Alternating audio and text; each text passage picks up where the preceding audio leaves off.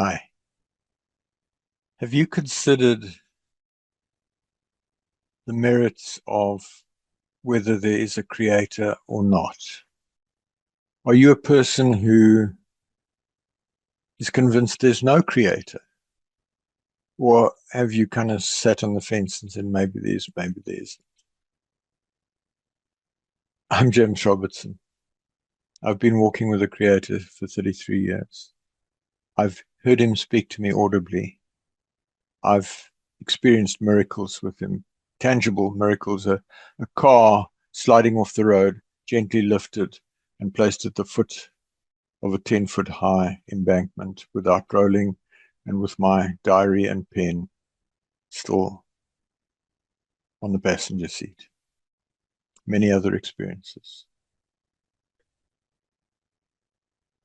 So I believe I'm well qualified to suggest to you that it's worth believing that the creator exists. Why listen to this video, watch this video?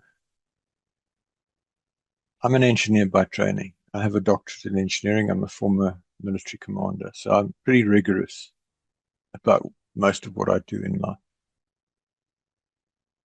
And ever since the Almighty spoke to me audibly in a locked room on the 12th of March, 1993, I've been progressively wondering, how do I express what I believe in a way that's easy for somebody else to receive and take on board? I think I'm there now. What I'm going to share with you in the next hour or two is a culmination and an outworking of years of thinking and variety of drafts and prototypes and presentations, culminating in this presentation, which has been exhaustively researched with Google Gemini AI over the internet. And why should you do it now? Why can't you put it off? Well, life is marching on. You're never going to get younger. One day, the end will come. You could be run over by a bus tomorrow. At that point, you hit a transition. You're either going to go one way or you're going to go the other way, and there will be nothing you can do when you realize that to change the direction you're going in. So I think it's important to listen to this.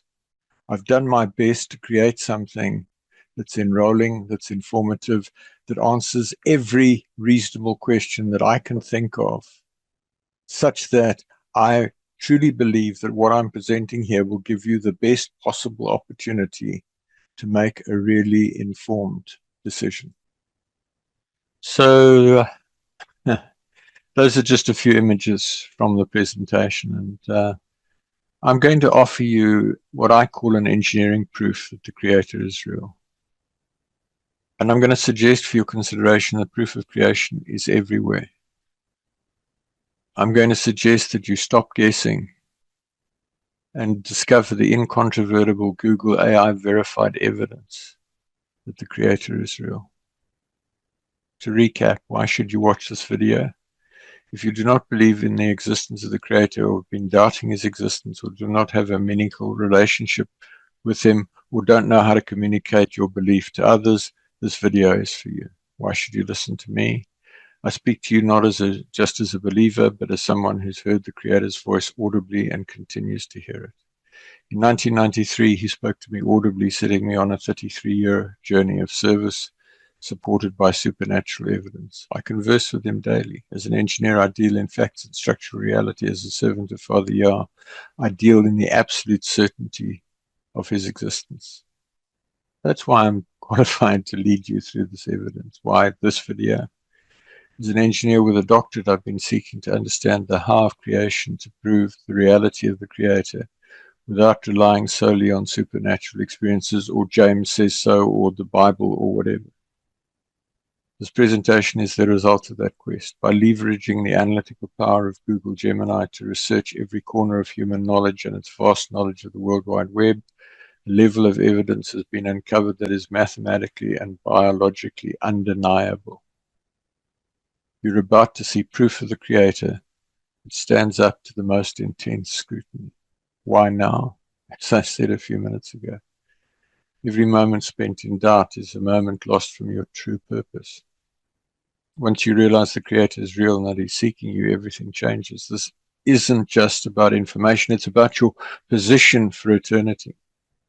Personal relationship with the Creator qualifies you for a future exceptional authority and a glorious resurrected body and a life of great power and esteem. The evidence is huge and the rewards are eternal. But time is the only resource you cannot get back. I encourage you to take the step immediately and go for it. Your transformation starts the moment you press play. Are we an accident or a masterpiece? Today I'm moving past theory and looking at the raw data. We're going to examine the creative genius of a reality that is far too precise, too integrated, and too mathematical to be anything other than a design masterpiece. The question, is the evidence a chaotic explosion that got lucky, or is it a high-level engineering project? The evidence, from the microscopic outboard motor of a bacterium to the 60,000 miles of plumbing in your own body. The reality, mathematical impossibility is not a matter of opinion, it's a matter of numbers. So my goal is to present you with so much incontrovertible evidence that you will recognize the existence of the Creator. A bit about this presentation. It's long and it's detailed. My goal is to give you every possible angle on why you should believe in the Almighty Creator and what to do when you come to believe. I recognize that I may never get to speak to you personally and you may not be able to access other resources. So I'm treating this as a once-in-a-lifetime opportunity to present to you. For this reason, I'm going into a lot of detail, but I will go over it at a headline level only. There's a link in the comments to download a PowerPoint show so that you can work through the detail at your convenience. And there's also a link to download this PowerPoint deck, which you're free to use in whatever way you want. Thank you for your understanding. So some experiential inputs to my life and my approach, which inform this. First of all, engineering. Secondly, I was a military commander. Thirdly, I have a science degree and studied science throughout my time at school and university. And finally, business experience, all of which brings together these insights that I'm going to share with you. I want to talk about the Goldilocks principle, just right design. Just like the girl in the children's tale who rejected porridge that was too hot or too cold, the universe and our planet seem to have been dialed into perfect, precise values. If any of these settings were a tiny bit too high or too low, life could not exist. A few examples. The Goldilocks zone, the location. Earth is at the perfect distance from the sun. Atmosphere. We have 21% oxygen. If it were 25%, fires would spontaneously erupt everywhere, and if it were 15%, humans would suffocate. Gravity. Gravity was slightly stronger, it would crush our bones and trap a thick, toxic atmosphere. If it were weaker, we'd lose our air to space. Goldilocks expansion of the universe. So part one, I'm going to look at proof of creation and proof of the existence of the mighty Creator, whose true name is Yah, the eternally self-existing. He's sometimes referred to Yahweh or Yahweh or Yahuwah, all meaning the same thing. Yah, the eternally self-existing. He's often wrongly referred to as God, the Lord, G_D, Hashem, Allah, etc. He hates those names. His true name is Yah, and I encourage you to use it. So let's start right at the absolutely basics of the basics, the atom, a masterpiece of microengineering. The atom is the basic building block of the universe, yet it is almost entirely empty space held together by invisible forces. Its structure reflects a level of precision engineering that allows matter to be both solid and dynamic. The impossible nucleus. The nucleus contains protons, which all have a positive charge. Since like charges repel, the center of an atom should fly apart instantly, but it's held together by the strong nuclear force, a perfectly tuned superglue that only functions at microscopic distances. The digital identity. Every element is defined by its proton count, which shows that matter is built on a specific numbered system. The neutron buffer, the neutrons act as stabilizers. Tiny change would make the formation of stable matter impossible. The electron cloud of logic. Electrons do not just float around. They occupy specific energy levels or shells, allowing for the complex chemistry of life. 99.9% empty space. If an atom were expanded to the size of a football stadium, the nucleus would be the size of a small marble in the center, and the electrons would be like tiny gnats in the highest seats. The solid world we touch is actually a result of invisible force fields. The electromagnetic bond, the attraction between the negative electrons and the positive nucleus, is tuned to a precise frequency. This allows atoms to link hands to form molecules like water or DNA while remaining flexible enough to be rearranged during growth. Mathematical resonance. Invisible math proves the logic of the atom existed before the matter itself. An atom is a high-speed machine running on invisible laws. If the strength of the forces inside a single atom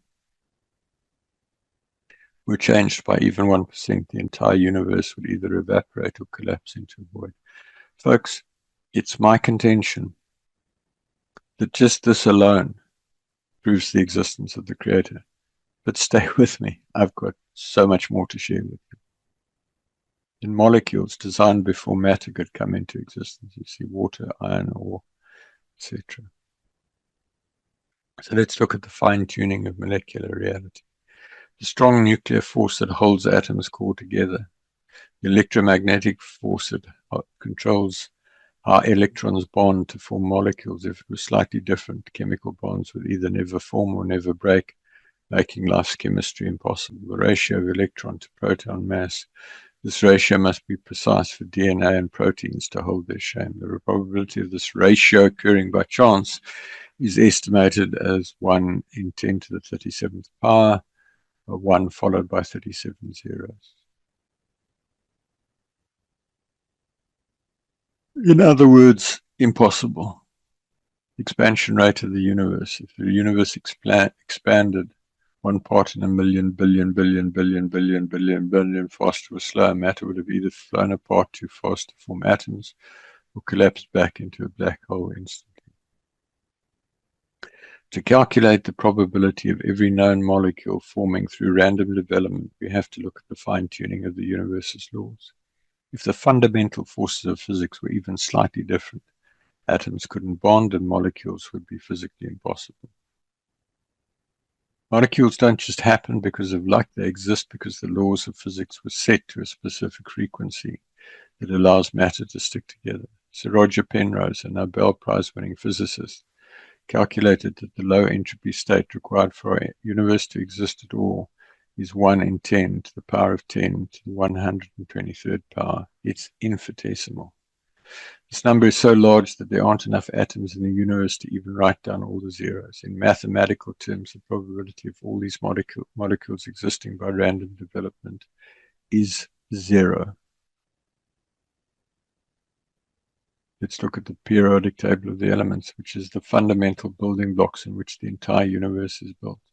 And this had to be complete before anything could come into existence. The periodic table demonstrates orderly sorting of the universe's building blocks. The image illustrates how the universe is partitioned into 3 main chemical domains: metals, metalloids, and non-metals. This layout isn't just a human convenience, it reflects a physical reality. The zigzag line, the staircase, perfectly separates elements that give away electrons, metals, from those that crave them, not non-metals, creating the perfect tension required for all chemical reactions and life itself. So what we see in the periodic table is the blueprint of matter. Mathematical precision. Predictive power. When Mendeleev first drafted the table, he left gaps for elements that hadn't been discovered. He was able to predict their weight and color because the creative genius of the table's structure demanded they exist. The octet rule. Harmonic stability. Rule of 8 acts like musical octaves, dictating how atoms must dance together to form everything from salt to DNA. Periodic table is often described as the map of the universe. It isn't just a list of elements, it's a profound display of mathematical order and chemical predictability. The chemical alphabet. The table enables all chemistry, just as 26 letters create infinite literature. These 118 elements are the alphabet used to write the entire physical history of the universe. The carbon core. The table places carbon in a unique position that allows it to form stable, complex chains. Without the specific atomic placement, the building blocks of life would be physically impossible. Non-random ratios. If the mass of an electron changed a fraction, the periodic table would collapse into a chaotic mess that couldn't support matter. The probability of order. The chance of 118 distinct elements appearing with such perfect interlocking mathematical properties by random accident is zero. It's equivalent to a deck of cards being shuffled and falling into a perfectly numbered sequence by suit every single time for eternity. So the periodic table is not a human invention, it is a discovery of a pre-existing mathematical law. Its existence proves that the universe is built on a foundation of logic and intent rather than a random collision of particles. So I have to say again, evidence that the Creator exists. Then the miracle of water, 7 design wonders. Water is far more than a simple chemical. It's a highly tuned biological medium. From its rule-breaking density to its sensitivity to intention, every drop of water appears intentionally designed to be the cradle of life. And you see the molecular structure on the left there, and you see images there of different ice crystals formed when different language was spoken to water, ranging from beautiful crystals for truth and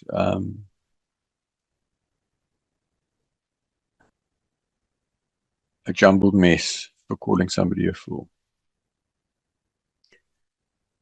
So some factors about water, the Mickey Mouse geometry that is so specific in terms of how things work. The floating ice, the lifesaver, everything else gets denser as it freezes. Ice gets lighter and floats, providing an insulating layer over lakes, etc.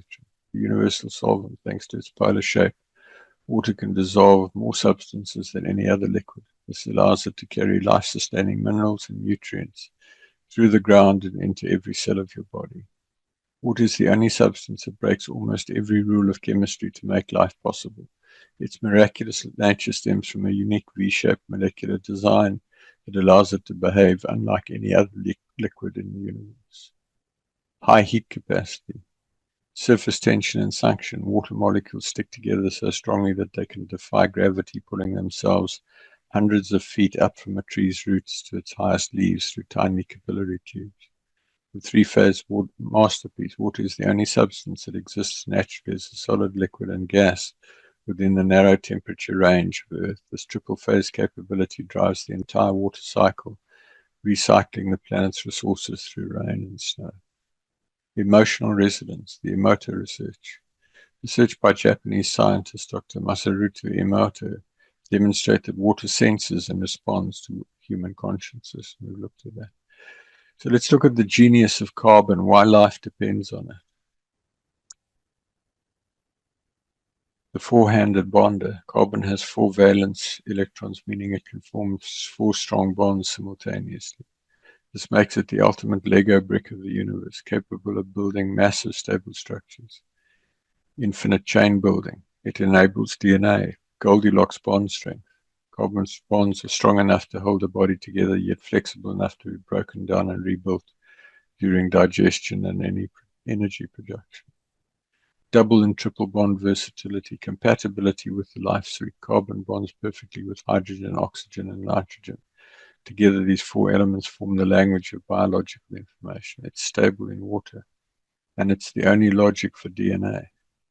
Carbon is often called the king of elements because its unique atomic structure makes it the only viable foundation for complex life. Without its specific placement on the periodic table, the chemistry of life would be physically impossible. Again, this speaks to a creative genius, a creator.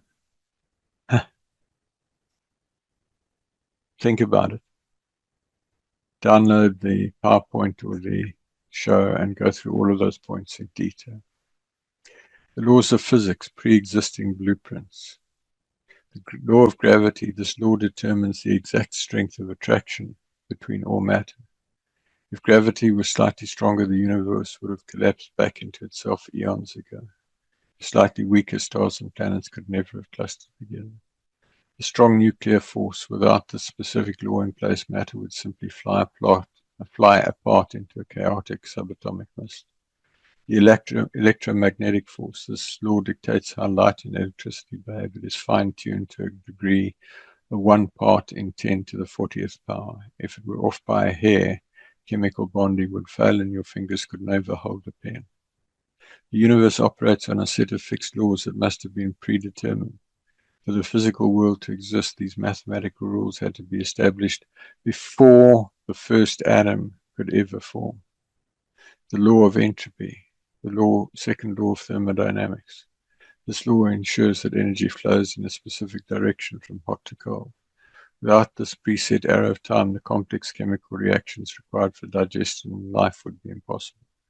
The precision of the electron mass, the cosmological constant, the language of mathematics.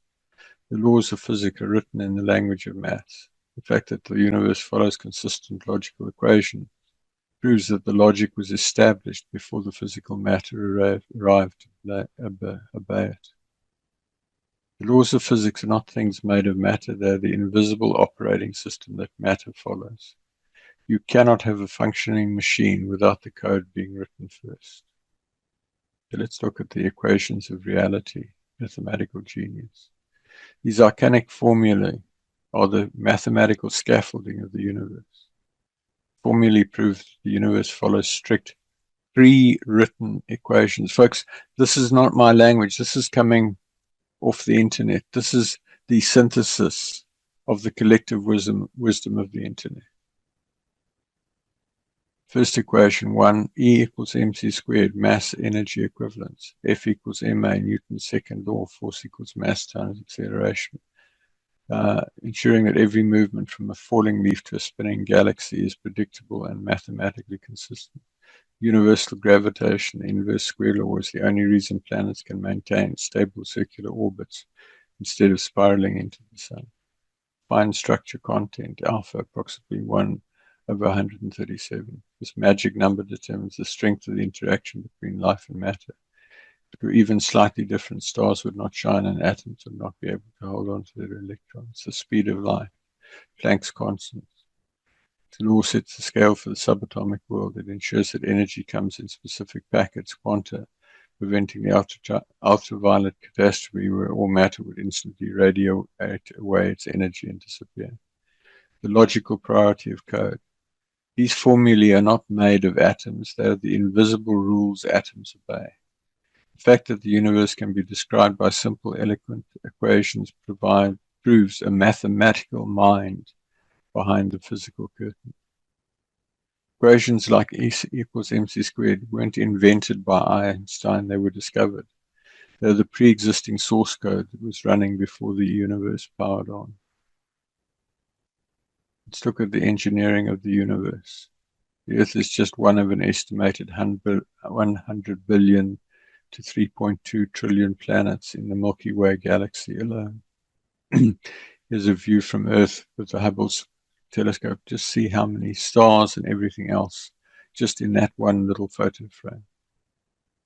The images highlight the staggering scale of our galaxy and the observable universe. To translate these massive numbers into evidence for creative genius, we look at the physical requirements and the fine-tuning necessary to hold such a vast system together. First of all, the massive scale and precise order. The image notes 2 trillion galaxies, each with billions of stars, for this to be a stable cosmos rather than a chaotic explosion. The expansion rate, the cosmological constant, had to be tuned to 1 part in 10 to the 120.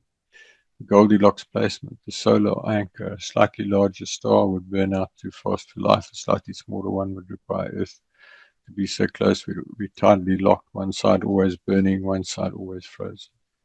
Mathematical consistency, the spiral shape seen in the image follows the Fibonacci sequence in the golden ratio. The same mathematical signature appears in snail shells and flower petals, demonstrating the universal geometric blueprint. information before matter. Before these 3.2 trillion planets could form, the laws of gravity and thermodynamics had to be coded. Matter cannot follow a law that doesn't exist yet, evidencing that the software of physics preceded the hardware of the stars. Problem of nothing. An external non-material source of power that exists outside the physical constraints of time and space, the interdependence of systems. The universe is not just big, it's an integrated system of trillions of parts moving in mathematical harmony. The odds of these 2 trillion galaxies forming a stable life-permitting environment by accident are zero, proving instead a masterpiece of intentional cosmic scale engineering by a master architect engineer, etc. The fine-tuned universe, the Goldilocks physics. Fine-tuning of the universe refers to the discovery that the fundamental constants of physics are dialed to such a precise degree that if any one of them were altered by even a hair's breadth, matter, stars, and life would be physically impossible. So more evidence of a creator. Strong nuclear force, the electromagnetic force, the cosmological constant. We've touched on these before. Gravity's precision. If the force of gravity were altered by 0. all those zeros 1%, stars like our sun would either be too unstable to shine or too short-lived for life to develop. The electron to proton mass ratio, the carbon resonance, pre-calculated mathematical miracle, low entropy, the Penrose number, the precision required for the initial state of the universe to allow for any order at all is 1 in 10 to the power of 10 to the 123rd power, a number larger than all the atoms in existence. So the universe is set up. Thousands of independent physical dials have been set to the exact position required for life. Statistically, the odds of this occurring by accident are zero, pointing to an intentional cosmic scale engineering project. The solar system, precision engineering in motion. Our solar system is a masterclass in stability and precision. It isn't just a collection of rocks floating in space, it's a finely tuned life support system where every planet plays a specific role in protecting Earth. The solar anchor. The sun contains 99.8% of the total mass of the entire solar system. This massive concentration of gravity creates a gravitational anchor that keeps all 8 planets in stable, predictable orbits for millions of years rather than drifting into deep space. The Goldilocks zone. Earth is positioned at the perfect distance from the sun. Jupiter, the cosmic shield. Jupiter is a massive gas giant with a gravity so strong it acts as a vacuum cleaner for the solar system. It captures or deflects thousands of asteroids and comets that would otherwise strike Earth, protecting us from constant extinction events. The moon's stabilizing hand. Consistent, predictable seasons rather than chaotic climate shifts. Orbital harmony, a mathematical resonance that maintains stability over vast periods of time. The invisible shield, the magnetosphere, we'll talk about that in a bit more detail in a minute. The sorted design. The solar system is organized with small rocky planets near the sun and large gas giants further out. This specific sorting prevents the larger planets from gravitationally disrupting the delicate orbits of the inner world where life exists. The solar system isn't a product of a chaotic explosion, it is a highly integrated machine. Every planet from the smallest moon to the largest gas giant contributes to a stable environment that allows life on Earth to flourish. Again, creator. Earth, the optimized life support system.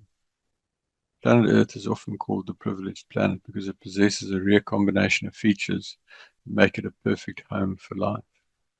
The atmospheric mix we've talked about, the magnetic shield, this invisible shield deflects lethal solar wind and radiation that would otherwise strip away our atmosphere.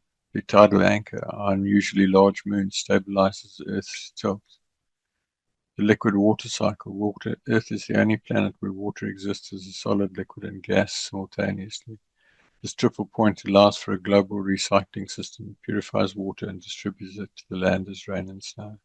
The protective crust, the sun's perfect light, the gas giant guards. Earth is not just a rock in space, it is a complex integrated machine. Every layer from the core to the atmosphere is fine-tuned to keep life thriving against impossible odds. The magnetic field, the Earth's invisible shield, and you see some images there of that.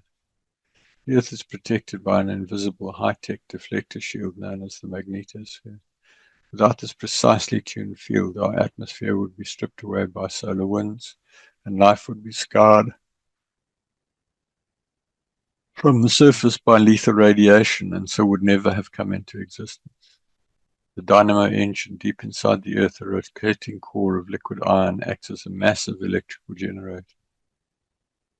This geodynamo creates a magnetic field that extends thousands of miles into space, providing a global security perimeter, deflecting the solar wind, preserving the atmosphere. The magnetic field is the only reason we still have an oxygen-rich atmosphere to breathe and water to drink. The Van Allen belt, the field captures dangerous cosmic radiation in two donut-shaped zones far above the Earth. This trap prevents high-energy particles from reaching the Earth and damaging the DNA of living organisms. The navigation map. Many animals, including birds, sea turtles, and bees, possess biological compasses. They use the Earth's magnetic lines to navigate thousands of miles with GPS-like precision, showing a design that links the planet to the creature. The aurora, the warning light. When the shield successfully deflects a solar storm, we see the northern and southern lights. Goldilocks string. If the field were much stronger, it would disrupt the migration of animals and interfere with the atmosphere. If it were weaker, it wouldn't stop the radiation. Its current strength is just right to support a thriving biosphere. We live in a cosmic shooting gallery surrounded by lethal radiation and solar storms. The fact that our planet has a built-in self-generating magnetic shield that perfectly preserves our air and guides our wildlife is a primary indicator of intentional protective design. DNA, the Universal Digital Operating Manual. Here you see a picture of DNA. This common technology that enables the entire plant, animal, and human world to exist and reproduce. It was required before a single plant or animal could come into existence. DNA, deoxyribonucleic acid, is the universal language of life. It acts as the digital operating manual for every living thing, from the smallest blade of grass to the blue whale and the human being. While the stories written in the manuals are different, the code itself uses the exact same chemical alphabet. First of all, a 4-letter digital code. DNA uses just 4 chemical letters A, T, C, and G, like the ones and zeros of a computer's binary code. The sequence of these letters provides the specific instructions for building and operating every living organism. Staggering data density. DNA is the most compact information storage system in the universe. A single teaspoon of DNA could theoretically store all the digital information currently held by the entire human race, with room to spare. Software before hardware. Before a plant can grow or a heart can beat, the code must exist. This follows the logical law of information theory. A complex code, software, never writes itself. It always requires an intelligent source. The error correction genius, specialized protons, scan the code as it is copied, cutting out errors and repairing typos to ensure that life remains stable across generations. Irreducible complexity. For DNA to work, it needs proteins to read it, but for proteins to exist, they must be coded for by DNA. Neither can function without the other, implying that they were powered on as a complete integrated system. The blueprint for everything. In a plant, DNA codes for photosynthesis. In a bird, for the hollow bones. In a human, codes for the cerebral cortex. The same operating system is flexible enough to run any biological hardware. Non-material information. While DNA is made of matter, the information it carries is non-material. Just as the meaning of a book isn't found in the ink or paper, the genius of life isn't in the chemicals, but in the message they carry. DNA is the source code of the universe. It's a universal high-density digital language that proves life is built on information rather than just a random collision of chemicals. And I have to ask you, that proves to me, at any rate, the existence of the Creator. Information theory, the maths of the DNA code. Information theory is a branch of mathematics and engineering that treats information as a distinct, measurable entity. When applied to biology, it reveals that DNA is not just a bunch of chemicals, but a sophisticated high-level language. And the law of mathematics states that information never arises from physical matter alone. So we see software versus hardware. We see a probability of specificity. A 3 billion letter code like the human genome isn't just long, it's specifically complex. Randomly shuffling letters for billions of years would produce noise, gibberish, not a functional operating system that builds a human brain. The law of linguistic symmetry. DNA uses an alphabet, nucleotides, grammar, codons, and syntax as genes. Mathematically, every known language or code in the history of the universe has an intelligent source. No exception has ever been observed. High-density data storage, we've talked about that. Such extreme packing and compression are hallmarks of intentional high-level engineering.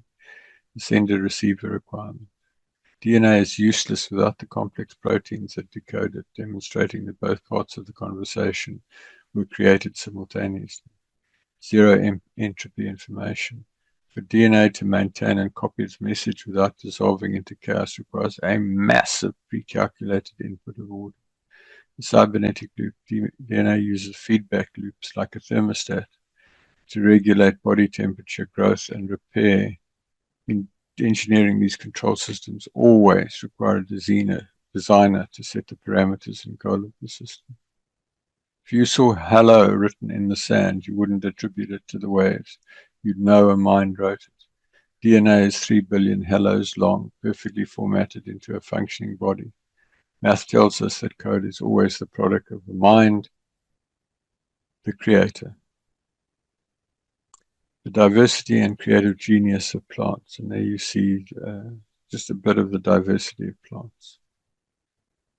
Algae, sea and aquatic, 44,000 species. Bryophytes, mosses, 22,000. Pterophytes, ferns, 13,000. Gymnosperms, conifers, 1,100. Monocots, grasses and lilies, 81,000. Dicots, hardwoods and flowers, 250,000. Angiosperms, marine and wetlands, 410. Plant diversity is a cornerstone of the natural world with approximately 400,000 known species showcasing a wide array of reproductive and structural designs.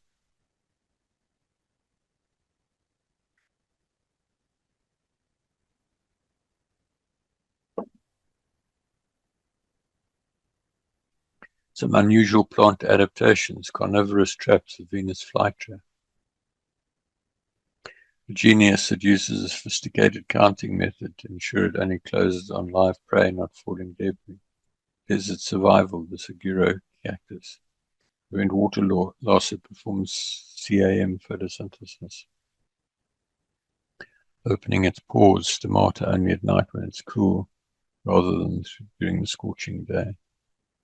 The genius of creation in plants, plant diversity, the jump from simple algae to complex fruit-bearing trees requires a massive software upgrade in DNA.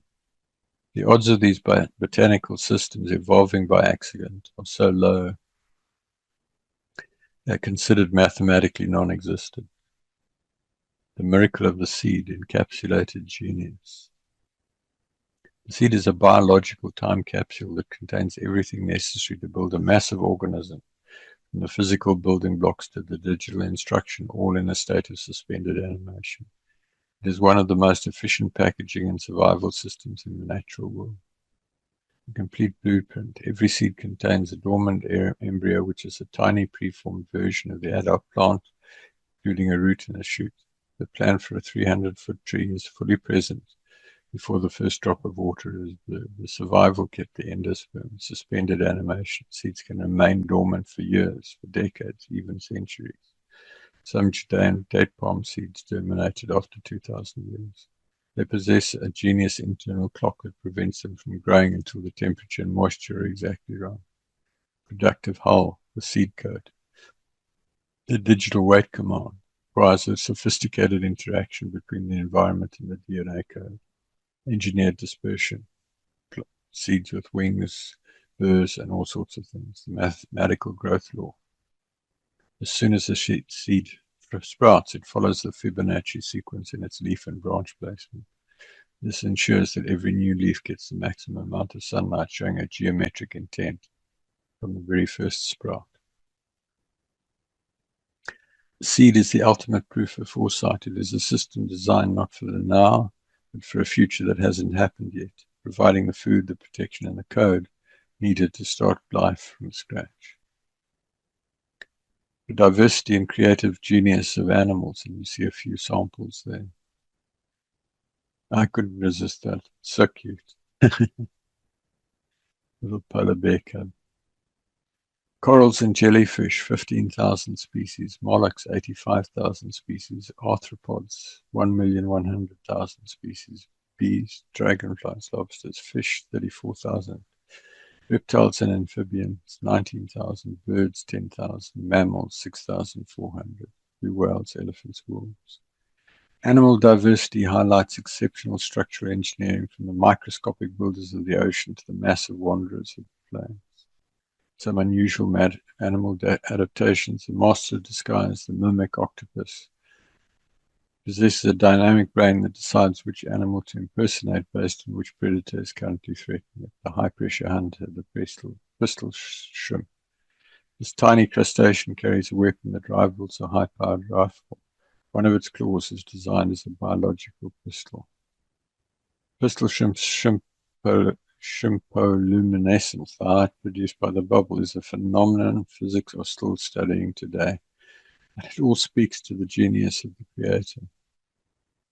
So animal complexity, from the mimic octopus's shape-shifting to the pistol shrimp's sonic blast. These biological weapons require perfect simultaneous parts. Math shows that random mutations cannot build such integrated systems in the time the universe has created. The synergy of domestic design. And there you see a few domestic animals. Domestic animals represent a unique synergy of design. Unlike wild animals, these species possess specific physical and behavioral traits that are perfectly calibrated to serve human needs, creating a partnership that has shaped the history of the world.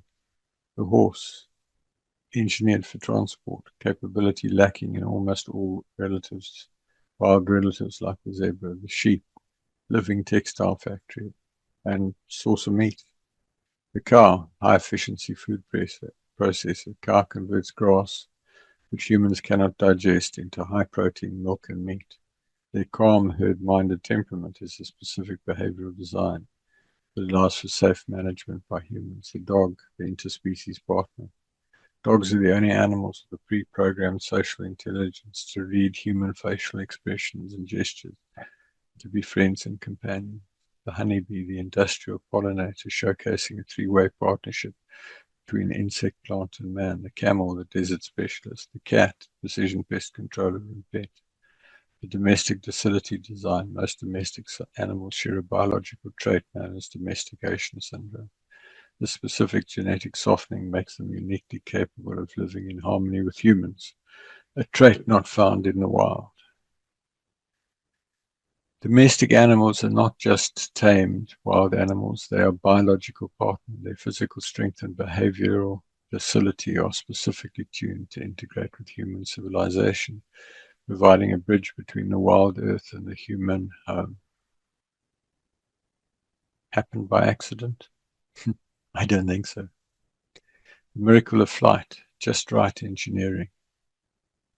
The design of a bird for flight is a masterclass in aeronautical engineering. It requires a simultaneous suite of features, including skeletal, muscular, and aerodynamic systems that must all work in perfect harmony for the first takeoff to ever be possible. Hollow honeycomb bones. Birds' bones are not solid. They're filled with air pockets and reinforced with internal struts. Four-chambered supercharger. The heart beats up to 1,000 times per minute, far exceeding any land-based animal. One-way airflow lungs. Unique system of air sacs that allows for continuous one-way flow of air through the lungs. Aerofoil feathers. The supracoitus pulley. Unlike humans, a bird's upstroke muscle is located on the chest. Uses a brilliant tendon and pulley system to pull the wing up from below, keeping the bird's center of gravity low and stable. The furcular wishbone spring, the avian GPS magneto perception. As we noted with the Earth's magnetic field, birds possess a quantum compass in their eyes and beaks. This allows them to see the invisible magnetic lines of the planet and navigate across featureless oceans. Flight is not an add-on feature, it's an integrated system of irreducible complexity. You cannot evolve a wing 10% at a time unless the hollow bones, the pulley muscles, and the high-speed heart are all present at once. The bird is simply a grounded target for predators. Deep-sea bioluminescence as creative art. In the crushing pressure and the internal darkness of the midnight zone, life doesn't just survive, it creates its own life. Bioluminescence is a breathtaking display of biological art that functions as a high-tech tool for survival, communication, and hunting.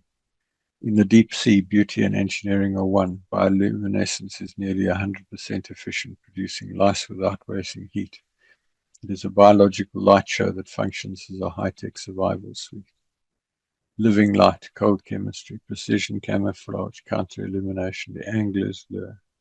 This lure is actually a symbiotic home for glowing bacteria designed to entice prey directly into the fish's mouth. How did those two animals know to work together? Defensive fireworks, a vampire squid. The burglar alarm effect, certain jellyfish glow brightly when touched. Species-specific signaling. Many deep-sea creatures use light signatures, flashes, and patterns to find mates. These are pre-programmed optical codes that allow individuals to recognize their own kind in a vast pitch-black ocean. Red light, snappers, snipers. Most sea life cannot see red light, however the dragonfish produces its own red bioluminescence. Bioluminescence is not a random byproduct of chemistry, it's a highly integrated functional art form. From invisible cloaking to optical signaling, these systems represent a level of electronic-like engineering that illuminates the creative genius of the abyss. The bacterial flagellum, nature's outboard motor.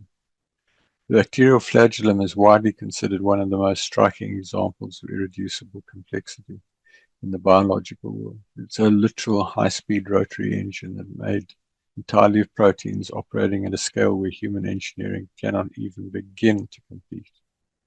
Mechanical components, all assembled with atomic precision, high-speed performance. Some flagella can rotate at speeds up to 100,000 RPM. But size, this makes it one of the fastest machines in the known universe, allowing bacteria to move at extreme speeds relative to their body length. Instant reverse, water-cooled efficiency, automated self-assembly, irreducible complexity. The motor requires approximately 40 different proteins to function. If even one of the core proteins, like the hook or the stator, is missing, the motor does not work poorly, it does not work at all, providing zero survival benefit. Universal design. This rotary engine is found in a vast array of bacteria, yet there is no simpler version of the motor found in nature. It appears in the fossil record as a fully formed high-tech machine from the very beginning. If you found a rotary engine in the dirt, you'd never assume it evolved there by wind and rain. The bacterial flagellum is a literal machine, a literal engine, smaller than a cell, that follows every known rule of mechanical engineering.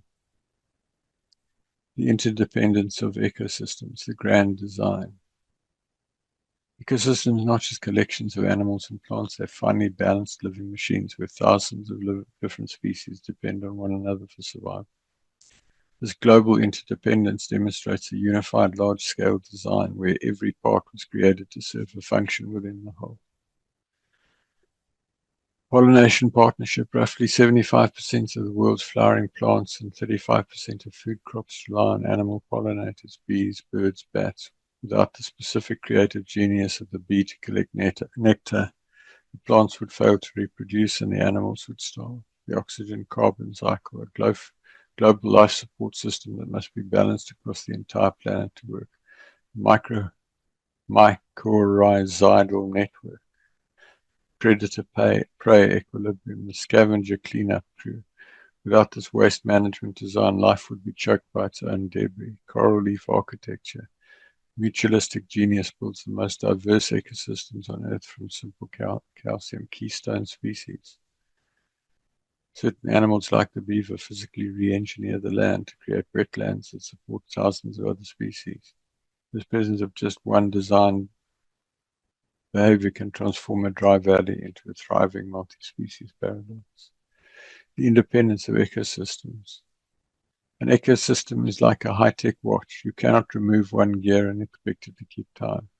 The fact that thousands of unrelated species just happen to provide exactly what the others need points to a single master-level blueprint created. I would now like to discuss the evolutionary creative process and the progressive timeline, and I want to start off just by pointing out here from Genesis chapter 1, the word translated day in most Bibles. And what you'll see there, it's Strong's number 3117. And the Strong's exhaustive concordance gives a whole lot of different meanings for that word, starting with from an unused root, figurative space of time perpetually. It certainly doesn't say day.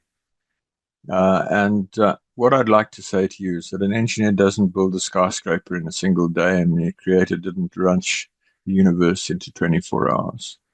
The word yarn tells us he took epochs of time.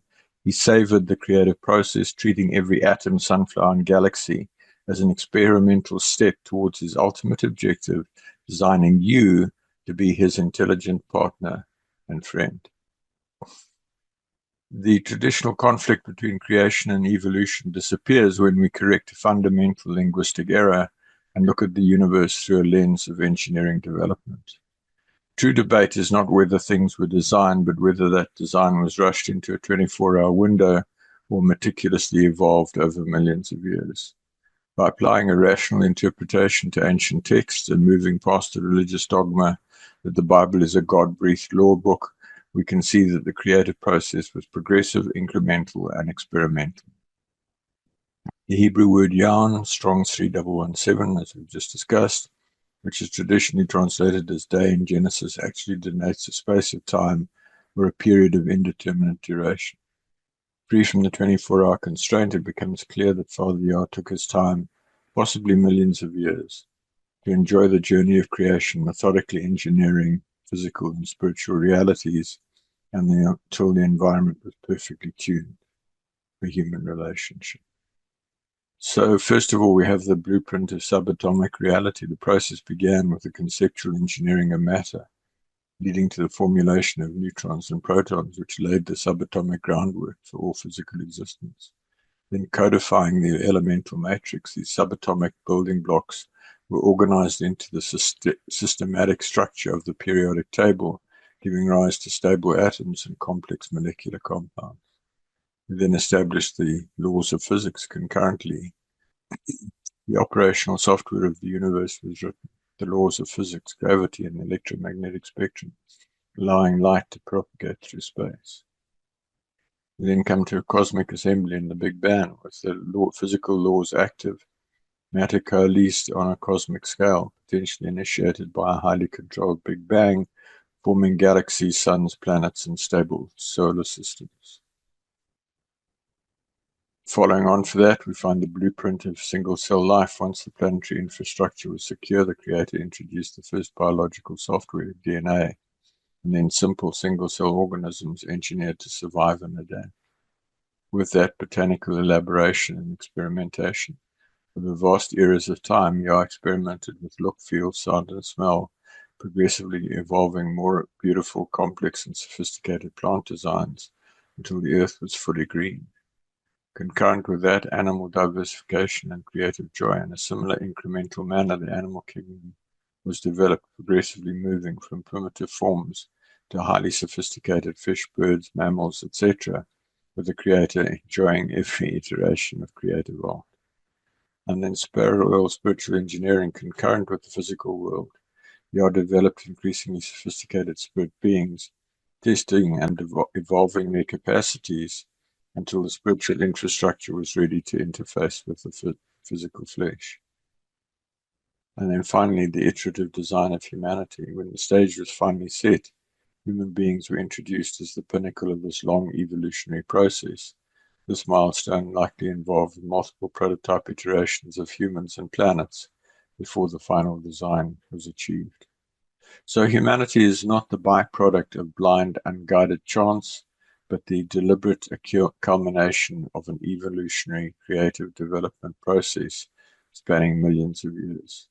Father Yah was not rushed, nor was he driven by loneliness and a desire for high-level interaction. He thoroughly enjoyed the creative process, experimenting with textures, aesthetics, and biological engineering over indeterminate expanses of time. Yarn. And we are here because the master architect wanted highly intelligent, creative partners to share in his ongoing work. Knowing that your existence is the result of millions of years of patient, joyful engineering, the ultimate challenge for you today is to step past religion, recognize the architect, and actively seek to become his friend. So what do you think? Did this all happen randomly, or is it the work of a genius architect and engineer, a creator who conceptualized, designed, prototyped, and built this amazing array of all that we've examined? I find it inconceivable that a person could listen to what I've shared so far and decide that the creator does not exist. In the sections that follow, I will explore further evidence of creation, evidence of the existence of Yah, the eternally self-existent, and then various historical and other issues. Why I believe, my personal experience.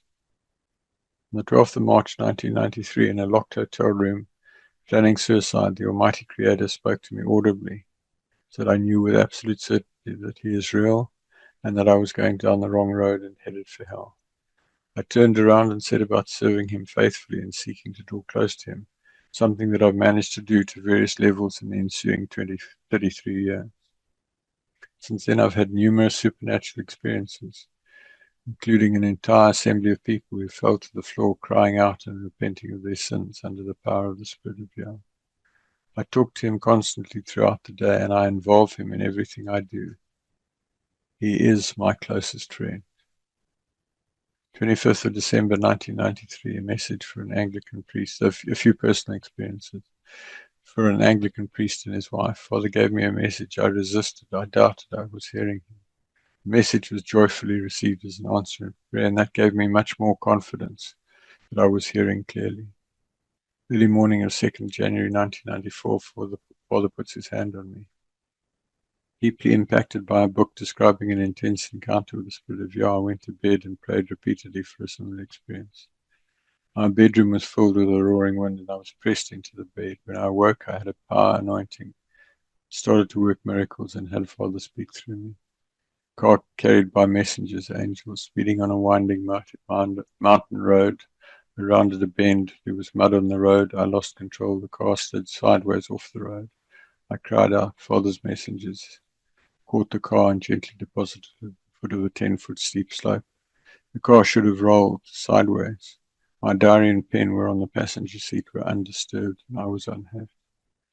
Malawi 94. Assembly falls under the power of the Spirit of Yah. Teaching in an assembly in Malawi, the power of Yah flowed through me. Almost the entire congregation fell to the ground, sobbing and confessing their sins without me touching them.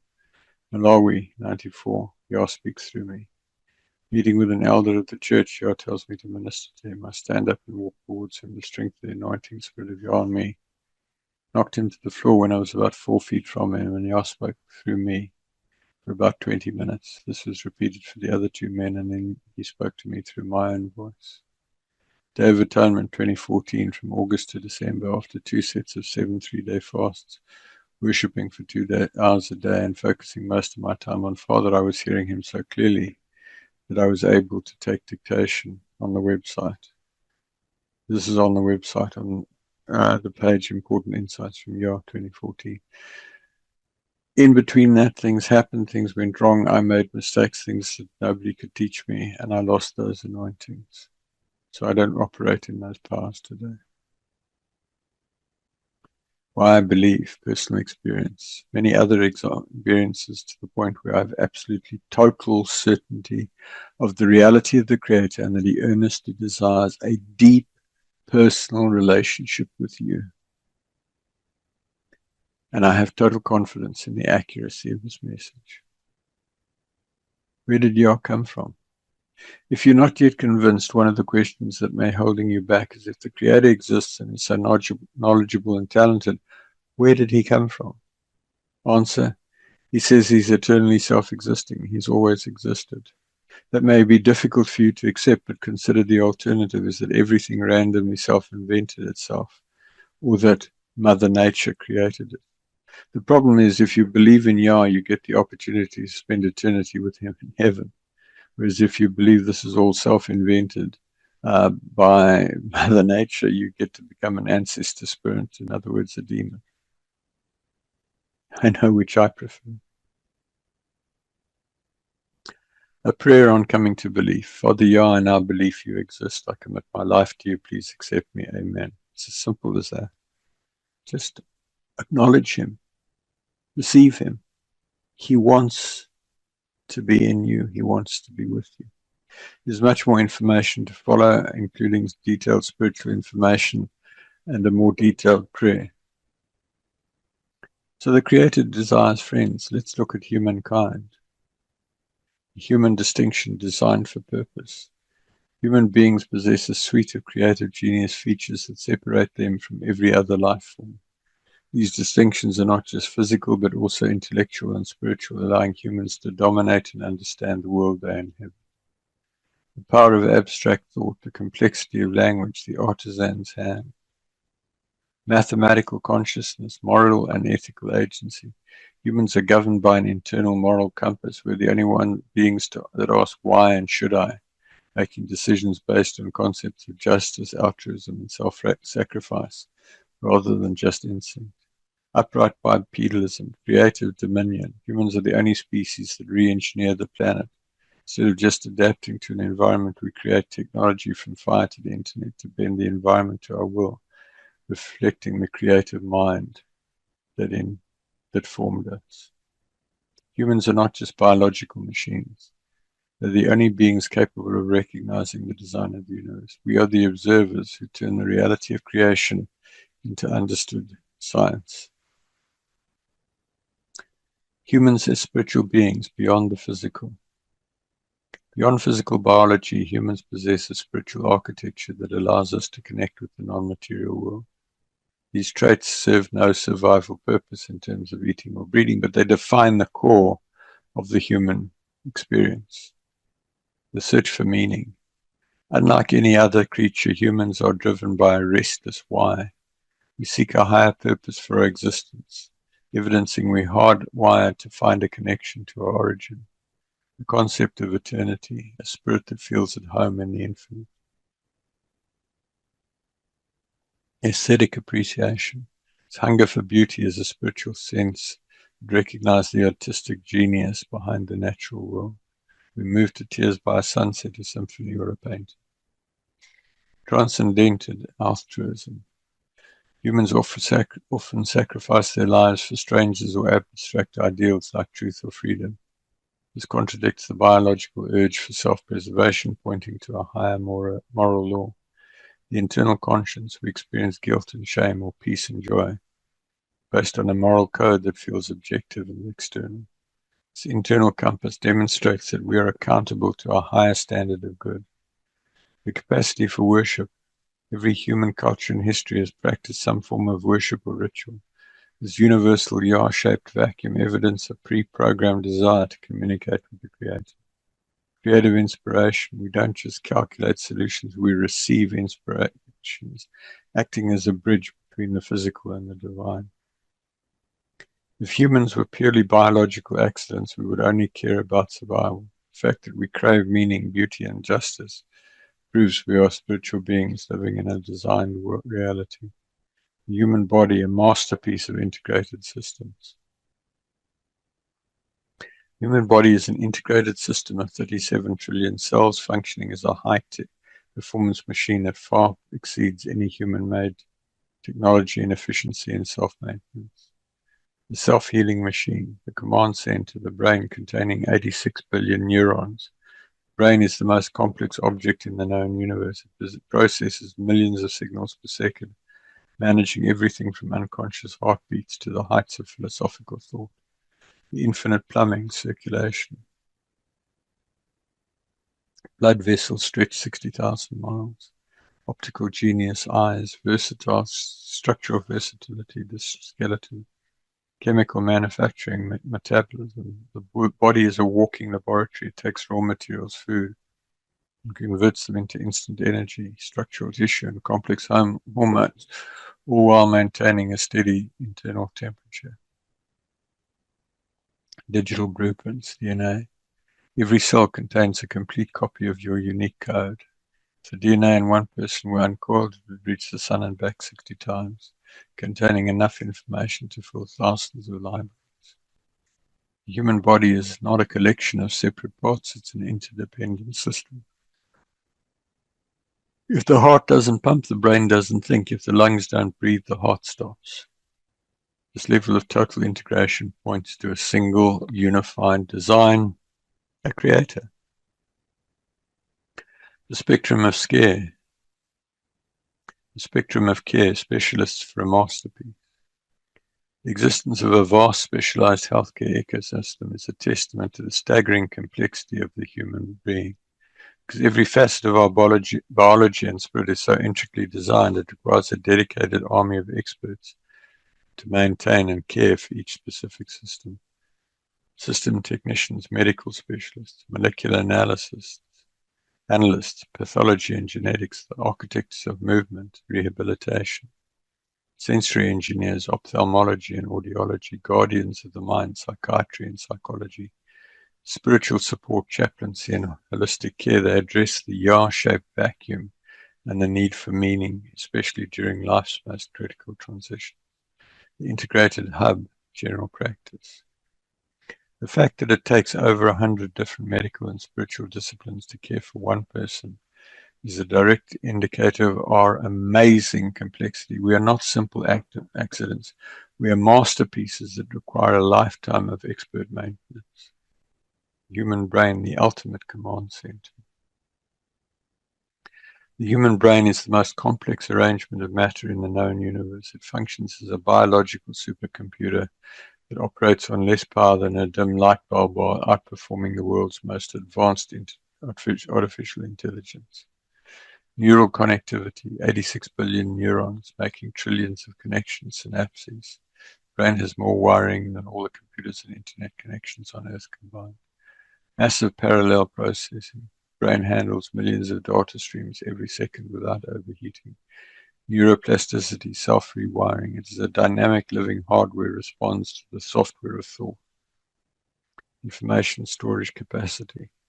The estimates indicate that the brain storage capacity is roughly 2.5 petabytes, enough to hold 3 million hours of high-definition video. It organizes this data for instant retrieval through complex associative memory. Efficiency genius, a supercomputer capable of similar calculations would require a dedicated power plant and massive cooling system. The blood-brain barrier, this precision security system, ensures the delicate chemical balance required for thought is never compromised. Consciousness in the eye.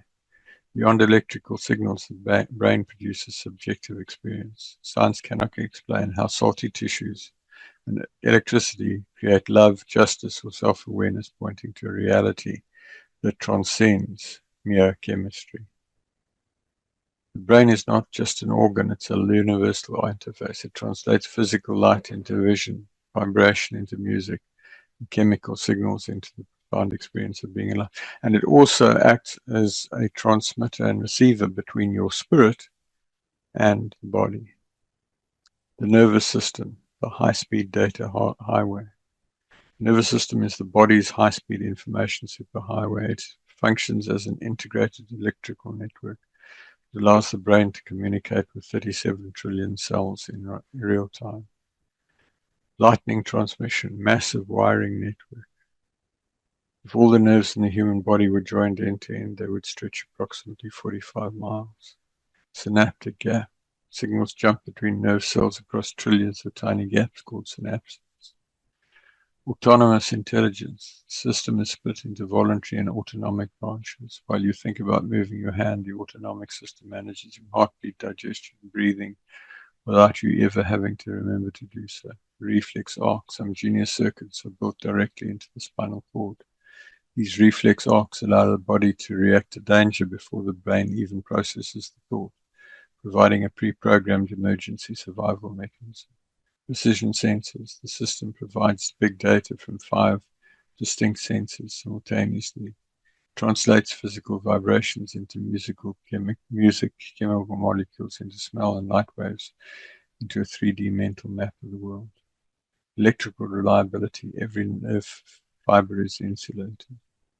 The nervous system is a masterpiece of electrical engineering. It's a dual-layered network that handles both conscious commands and subconscious life support, integrated so perfectly that the transition between thought and action is instantaneous. Again, it speaks to a creator. The human skeleton, a masterpiece of structural engineering. The human skeleton is far more than a simple coat hanger for our muscles. It's a dynamic living framework engineered for strength, protection, and mineral storage. Strength to weight ratio. Bone is essentially a composite material. Pound for pound, it's stronger than steel and more durable than reinforced concrete, yet light enough to allow for amazing speed and agility. The protective vaults, the cranium and the rib cage. The living factory. Bones are not dead rocks, they're biological factories. The marrow inside your bones produces approximately 2 million red blood cells every second, acting as the primary manufacturing site for your blood supply. The articulated joint system. Our 206 bones are connected by joints lubricated with synovial fluid. The fluid is so efficient that its friction coefficient is lower than ice on ice, allowing for a lifetime of smooth operation. Mineral reserve bank, S-curved spine. Dynamic remodeling. The skeleton is constantly re-engineering itself. Through a process called remodeling, the body replaces the entire skeleton roughly every 10 years, thickening bones in areas of high stress to prevent failure. The skeleton is an active, self-repairing structure. It provides a rigid frame for movement, while simultaneously acting as a chemical warehouse and a biological factory. The human eye, an optical masterpiece.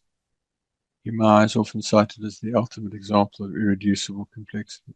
It's a high-resolution, self-focusing, dual-lens camera system that translates light into a biological data stream for the brain. The real-time autofocus. The eye's crystalline shapes change shape instantly to shift focus from a distant mountain to a handheld needle. This dynamic accommodation is faster and more precise than the most advanced digital camera. Automatic aperture, high resolution sensor. Automatic maintenance, averted vision genius. The retina is designed for a fovea for sharp central detail and a peripheral area for motion detection. This allows the eye to alert the brain to movement out of the corner of the eye for survival. Binocular depth positioning. By 2 cameras spaced slightly apart, the brain calculates the stereoscopic 3D vision. This allows us to judge distances with exceptional accuracy, a requirement for everything from hunting to driving. Instant processing. The eye processes 1.5 million messages simultaneously. The genius is not just in the eye itself, but in its perfect integration with the visual cortex, which flips the upside-down image from the lens to the correct orientation immediately. The eye is an integrated system where the lens, iris, retina, and brain must all work together perfectly from the start. If any single part is missing or misaligned, the entire system provides zero benefit, pointing to a unified design.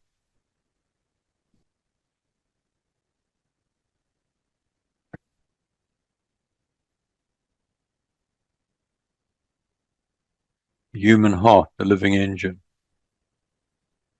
The human heart is a biological marvel of endurance and efficiency. It's self-regulating high-pressure pump. It begins working before you're born and does not stop for a single second till the end of life. Unmatched endurance. The heart beats approximately 100,000 times a day, pumping over 2,000 gallons of blood.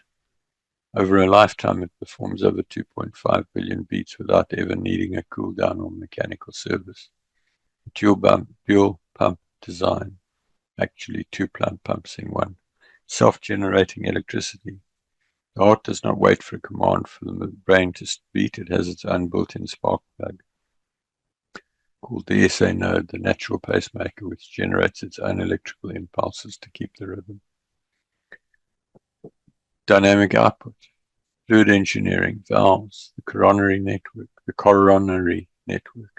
emotional interface. Beyond plumbing, the heart is uniquely sensitive to the spirit. It reacts instantly to fear, joy, and love, proving it is deeply integrated into the human emotional and spiritual experience, not just the physical one. The heart is the only engine in the world that can run for 80 plus years without a single pause. Its combination of self-starting electricity, one-way valves, and dynamic speed control makes it a pinnacle of biological engineering. Human lungs, high-performance air intake. If the heart is the body's engine, the lungs are its high-performance air intake and exhaust systems. They don't just move air, they are biological gas exchange stations that process oxygen with exceptional speed and mathematical efficiency. Tennis court surface area, the fusion miracle. The walls of the alveoli are only 1 cell thick. Its ultra-thin design allows oxygen to jump into your blood and carbon dioxide to jump out in about half a second, proving highly optimized engineering for speed. Vacuum pump design, the diaphragm. Chemical anti-collapse surfactants. Lungs are moist and water tension would normally make the tiny air sacs stick shut. The body secretes a magic chemical called a surfactant that breaks surface tension, ensuring your lungs don't collapse with every breath. Self-cleaning filters, asymmetrical precision, space for the heart. Real-time sensors. The brain monitors your blood chemistry 24/7. If carbon dioxide levels rise slightly, the nervous system instantly triggers the intake to speed up, maintaining a flawless chemical balance without you ever thinking about it. Lungs are a masterpiece of gas exchange engineering. Every breath requires the simultaneous cooperation of vacuum, physics, ultra-thin membranes, and chemical lubricants. A perfectly integrated system designed to power the engine of life. Clearly, not something that evolved incrementally, something that was created, fully powered on, working. The genius of the human hand. The power precision paradox, the same hand that can swing a 10-pound sledgehammer with bone-shattering force can instantly transition to plucking a single fine hair or performing neurosurgery with a scalpel. Tactile feedback and sensory eyes. Our fingertips contain thousands of mechanoreceptors like Meissner's corpuscles that allow a pianist or violinist to feel the exact vibration and tension of a string, adjusting pressure in milliseconds to create art. The opposable thumb and the power grip, unlike most animals, our thumb can touch every other finger, enabling the precision grip required to write with a pen or paint a masterpiece, and the power grip required to operate heavy tools. Human hand is a masterpiece of multifunctional engineering capable of shifting from microscopic delicacy to high-impact force without a single physical modification. This versatility demonstrates a level of integrated design that refutes the concept of random development accidents. Kinesthetic memory and fluidity, and universal tool adaptability, structural integrity and durability, non-verbal genius, sign and gesture. Beyond physical labor, the fingers serve as an organ of communication. Through sign language or subtle gestures, the hand can express complex philosophy, emotion, and abstract thought, bridging the gap between the physical and the intellectual. The mathematical improbability of chance. The protein challenge. The chance of forming just one functional protein for a hand is like a blindfolded person picking one specific grain of sand out of all the beaches on Earth, repeated billions of times. Integrated engineering for the hand to work, the bone, frame, tendons, cables, and nerves electrical must appear and connect at the same time. If any part is missing, the whole system is useless. The clock problem. Genetic changes happen slowly. To wait for the thousands of lucky mutations needed to build a precision thumb would take trillions of years, much longer than the universe has ever existed. Wiring diagram. Each fingertip has 2,500 sensors. The odds of these wiring themselves directly to the brain by accident is like a tornado flying through a junkyard and perfectly assembling a Boeing 747. The human hand's extreme complexity far exceeds the statistically impossible threshold of 1 in 10 to the 50, demonstrating that it is the result of intentional high-level engineering rather than random chance. The structure demonstrates deliberate design over coincidence. The human hand, with its 2,500 sensors per fingertip and 27 bone frame, the hand is a masterpiece of engineering. Its probability of appearing by chance is less than 1 in 1 followed by 50 zeros. The universal definition of impossible. The genius of sexual reproduction, integrated from day one. Sexual reproduction represents one of the most profound challenges to the theory of random development. For any species to survive, two distinct and compatible versions of that species, male and female, had to emerge simultaneously in the same location with perfectly interlocking biology and matching genetic software from the very first generation. The all-or-nothing hardware.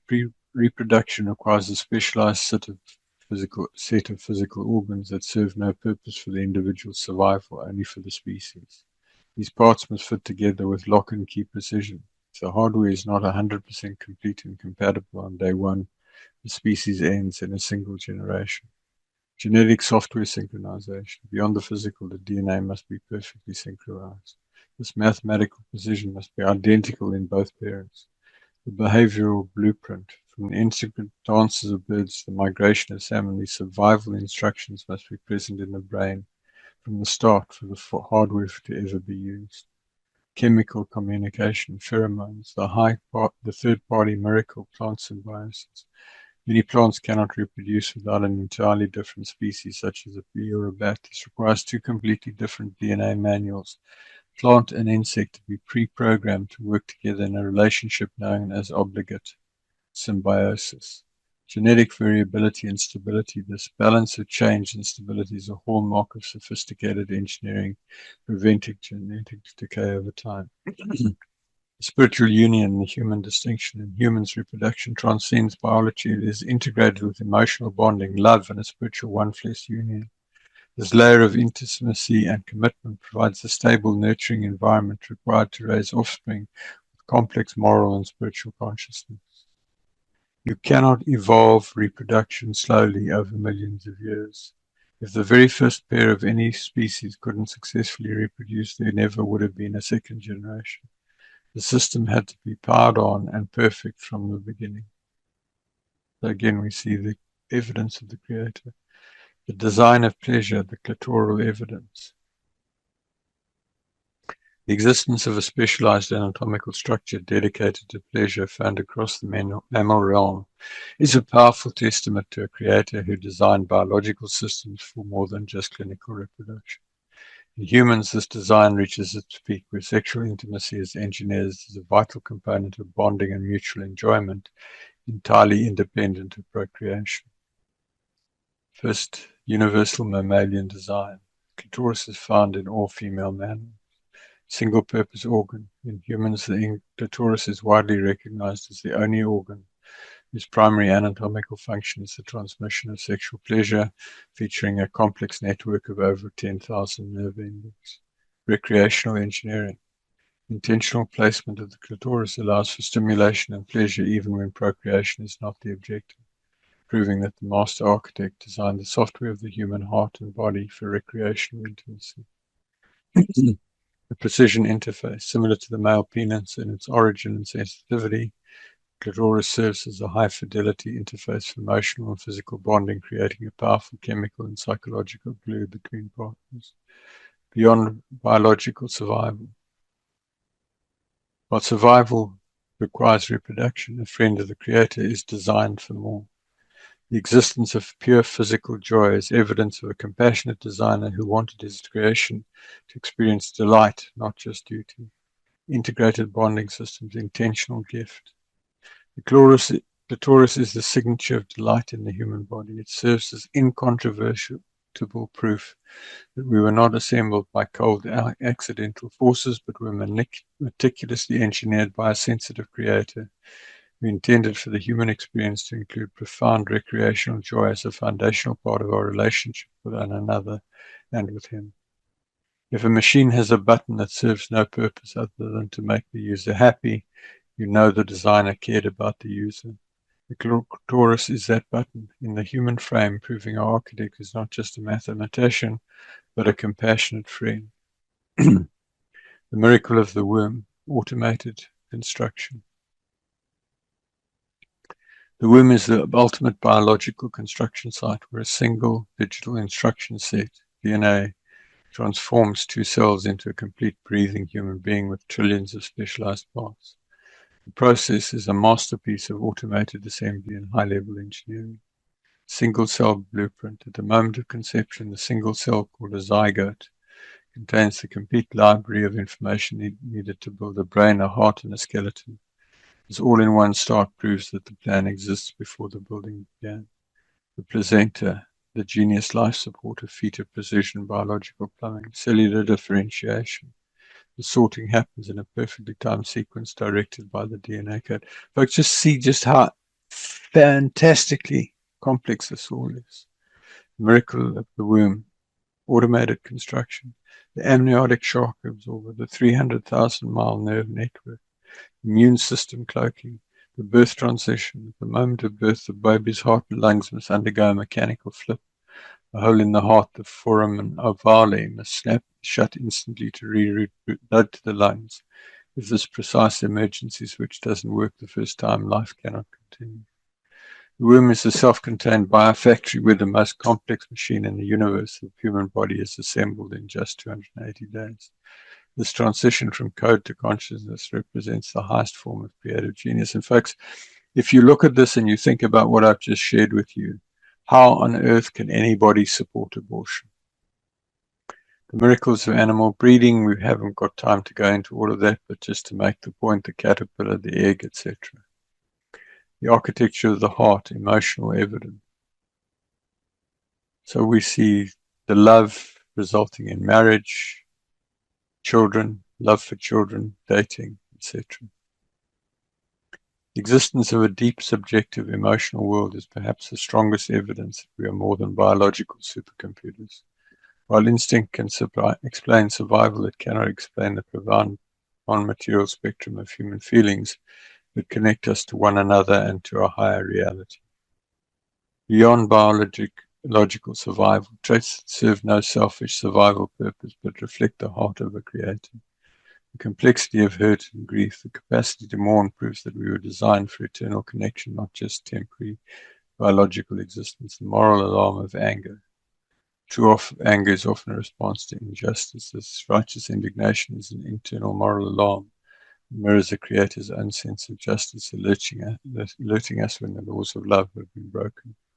Fear is a protective gift, the resonance of music and art, the need for intimacy. Humans possess a restless hunger for belonging and being known. This Yah-shaped vacuum evidences that we were created by a relational being who designed us for communion with others and with himself, the gift of forgiveness. Emotions are the language of the soul. They cannot be built from dry chemicals or random mutations. The fact that we can feel love, empathy, and awe proves we are the sensitive creation of a compassionate and emotional designer.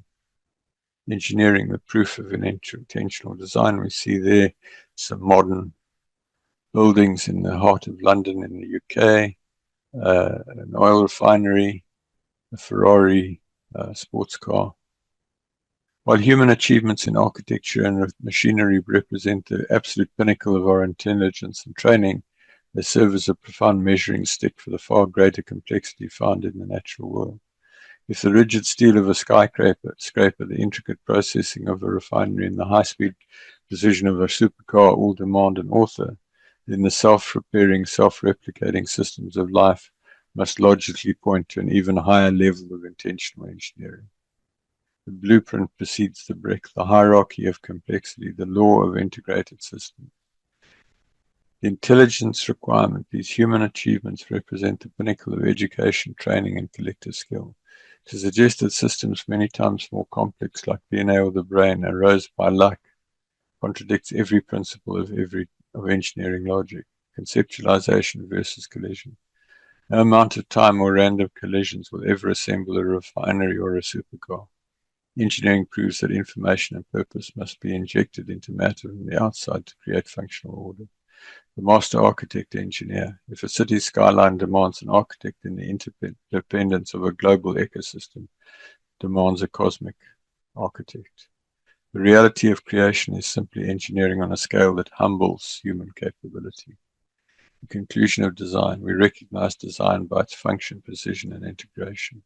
Since these three hallmarks are found in every atom and cell, the only logical engineering conclusion is that a highly skilled, purposeful mind is behind the machine.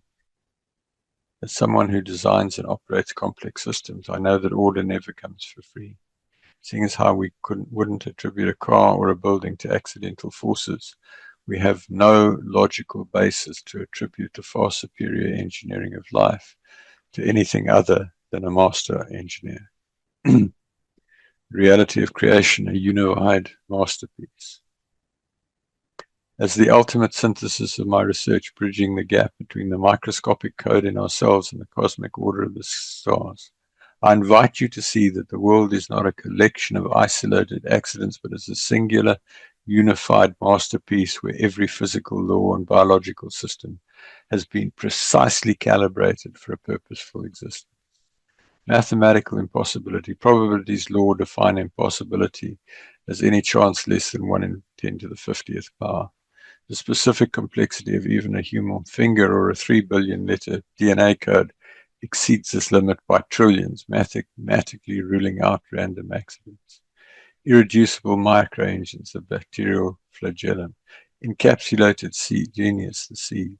The global life support system. Earth is shielded by an invisible magnetic field generated by a rotating iron core. Without this precisely tuned deflector shield, our atmosphere would be stripped away and scarred by lethal solar radiation. Integrated ecosystems. No species exists in isolation. Information theory, scientific law dictates that complex digital code like the DNA operating manual, shared by all life, always requires an intelligent source. Information is a non-material entity that never arises from physical matter alone. The human distinction.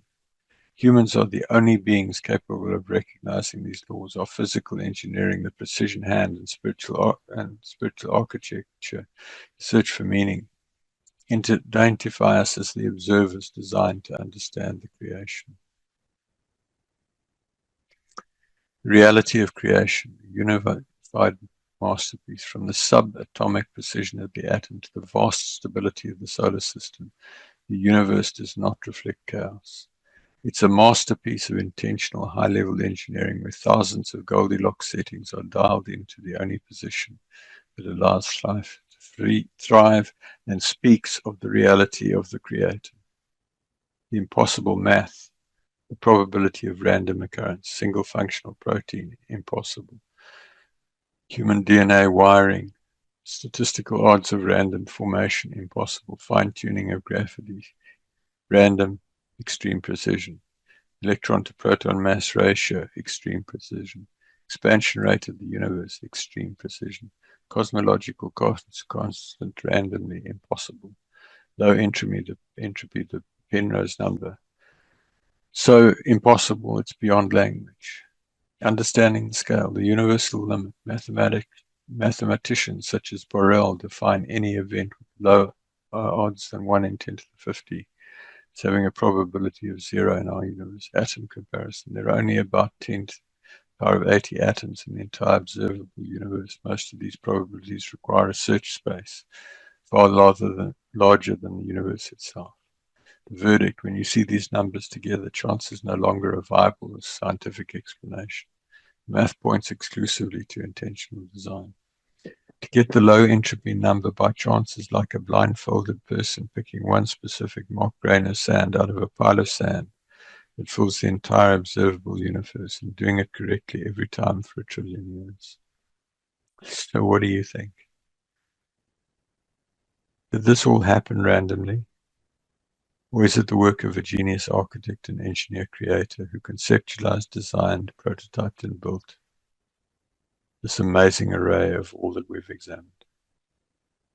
I find it inconceivable that a person could listen to what I've shared and decide that this creator does not exist. In the sections that follow, I will explore information that will help you to better understand the consequences and benefits of believing in Yah, the eternal creator, and the downside of unbelief. Further information in the slides that follow, the prayer on coming to belief and actions to take a bibliography, questions and answers to common questions about creation, what's been presented here. Discussion of why this world is such a mess, discussion of what happens if you do not believe, and questions and answers to a variety of other common questions. Detailed discussion of relationship with the Creator and measures you take to get close to the Creator. So a prayer on coming to belief. Same prayer. Father Yah, I now believe you exist. I commit my life to you. Please accept me. Amen. It's that simple. Don't hold back. Go for it. There's much more information to follow, particularly relating to the spiritual dimension and religion. Also more detailed prayer. What to do on coming to belief. There's a period of 8 days from sincerely coming to belief for the first time, during which there is extreme grace to help you. See the article Critical Actions on First Belief for actions you should take immediately. Link in the comments. Download the ebook 7 Components in Drawing Close to Yah. Link also in the comments. Bibliography, The Science of Design, just a couple of a few of the most outstanding references. My proof, sourced from Nobel Prize winners and mathematicians, not just sharing an opinion, but rather the mathematical limits defined by some of the greatest minds in history. Sir Roger Penrose, mathematical physics, Nobel laureate, calculated the low entropy probability of the universe's beginning at 1 in 10 to the power of 10 to the 123rd power. Source, The Emperor's New Mind. Dr. Michael Baer, biochemistry. Claude Shannon, information theory. Sir Fred Hoyle, astronomy and mathematics. Dr. Masarutu Emoto, water research. Showed you some of his pictures earlier. Dr. Werner Gift, information science. Emile Borel, mathematics and probability. So some answers to some common questions. Time factor. If you give a random process billions of years, wouldn't even the most impossible events eventually happen? Answer. Time is actually the enemy of design, not the hero. The second law of thermodynamics, entropy, states that left to themselves, systems move from order to disorder. Waiting longer only increases the noise and decay. Furthermore, the 13.8 billion year age of the universe is far too short to satisfy the impossible math we documented. We'd need trillions of times more time than currently exists. Question, the God of the gaps. Aren't you just using a creator to fill in things that science hasn't explained yet? Answer, no. We're not arguing from what we don't know, but from what we do know about information theory and engineering. We know that digital code, DNA, always comes from the mind. We know that rotary motors, flagellum, always come from an engineer. Following the evidence to an intelligent source is a logical conclusion based on consistent scientific observation, not a gap in knowledge. Perfection versus bad design. Question, if there's a creator, why are there bad designs like the human appendix or genetic diseases? Answer, masterpiece can be damaged or decay over time without erasing the evidence of its original design. The crashed Ferrari is still clearly a piece of high-level engineering, even if it no longer functions perfectly. Furthermore, many useless organs like the appendix have recently been discovered to have vital roles, like storing healthy gut bacteria, proving our understanding is often the only thing that is imperfect. The origin of the creator. Question, if everything complex needs a designer, then who designed the creator? Answer, this is a category error. The laws of the universe, time, space, and matter require a beginning. However, the source of those laws must by definition exist outside of them. Mathematics and logic point to a first cause that is uncaused and eternal. You cannot have an infinite chain of designers. Eventually you reach the foundation of all information. Successive steps versus irreducible complexity. Question, Couldn't complex organs like the eye have formed one tiny beneficial step at a time? Answer, the math says no. The eye to provide any survival benefit, you need the lens, the retina, and the optic nerve to work as a synchronized unit. A lens without a retina is useless. A retina without a brain link is a waste of energy. Like the bacterial flagellum, these are irreducibly complex systems that must be 100% complete in order to power on. Why can't we see the Creator? Question, why can't we see the Creator? If the evidence is so clear, why isn't the Creator visible or obvious to everyone? Answer, the Creator is visible in the same way a software programmer is visible in the code. You don't need to see the architect to know the building was designed. You simply look at the blueprints and the structure. The reality of creation is written in the physical constants of the stars and the digital language of ourselves. The evidence is not hidden. It's there in the very fabric of our existence. Everything presented so far shows the Creator. Part 2, religious and spiritual context. Why we exist, why we believe. Why believe, rewards in the afterlife, why the world is such a mess, and diverse other topics. The pinnacle and purpose of creation, personal relationship. Having examined the hardware and software of the universe, this final step focuses on the user. The evidence proves conclusively that humanity was not just designed to exist, but to understand and interact with the source of that design. We have spent our time looking at the fingerprints of a master engineer, but a blueprint doesn't build a house just to leave it empty. It builds it for a resident. You are intended to be that resident, and the architect is waiting for the conversation to begin. The pinnacle and purpose of creation, personal relationship.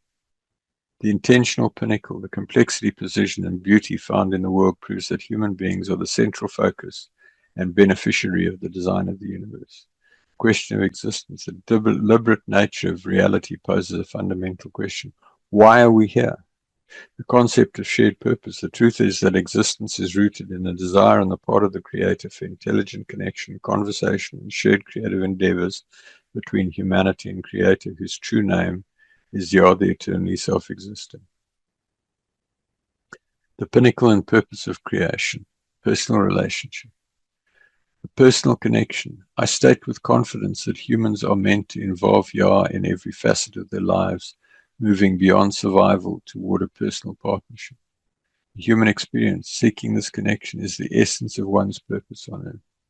Further exploration, there are many resources available for those looking to explore the specific teaching regarding Father Yah and how to develop a close relationship with the Creator. Visit www.etimin.org. This topic connects the scientific evidence of design to the ultimate question of human purpose. It represents the conclusion that the staggering complexity of our world is intended to facilitate a personal relationship between the human participant and the master engineer. What happens if you believe the eternal outcome? Belief in the master architect, whose true name is Yah, serves as the foundational requirement for entering the kingdom of heaven. Earthly actions determine an individual's eternal rank, authority, and intimacy with the Creator. Based on 2026 demographics, the hierarchy of people on earth who would enter heaven if they died today ranges from a single friend, over 20 overcomers, 2,500 good and faithful servants, 100,000 wise stewards, and 250,000 adulterous wives, and 1 million foolish virgins on earth today. A strictly tiered structure of rewards and consequences. Folks, the number of people who truly believe is minute, and it's your opportunity today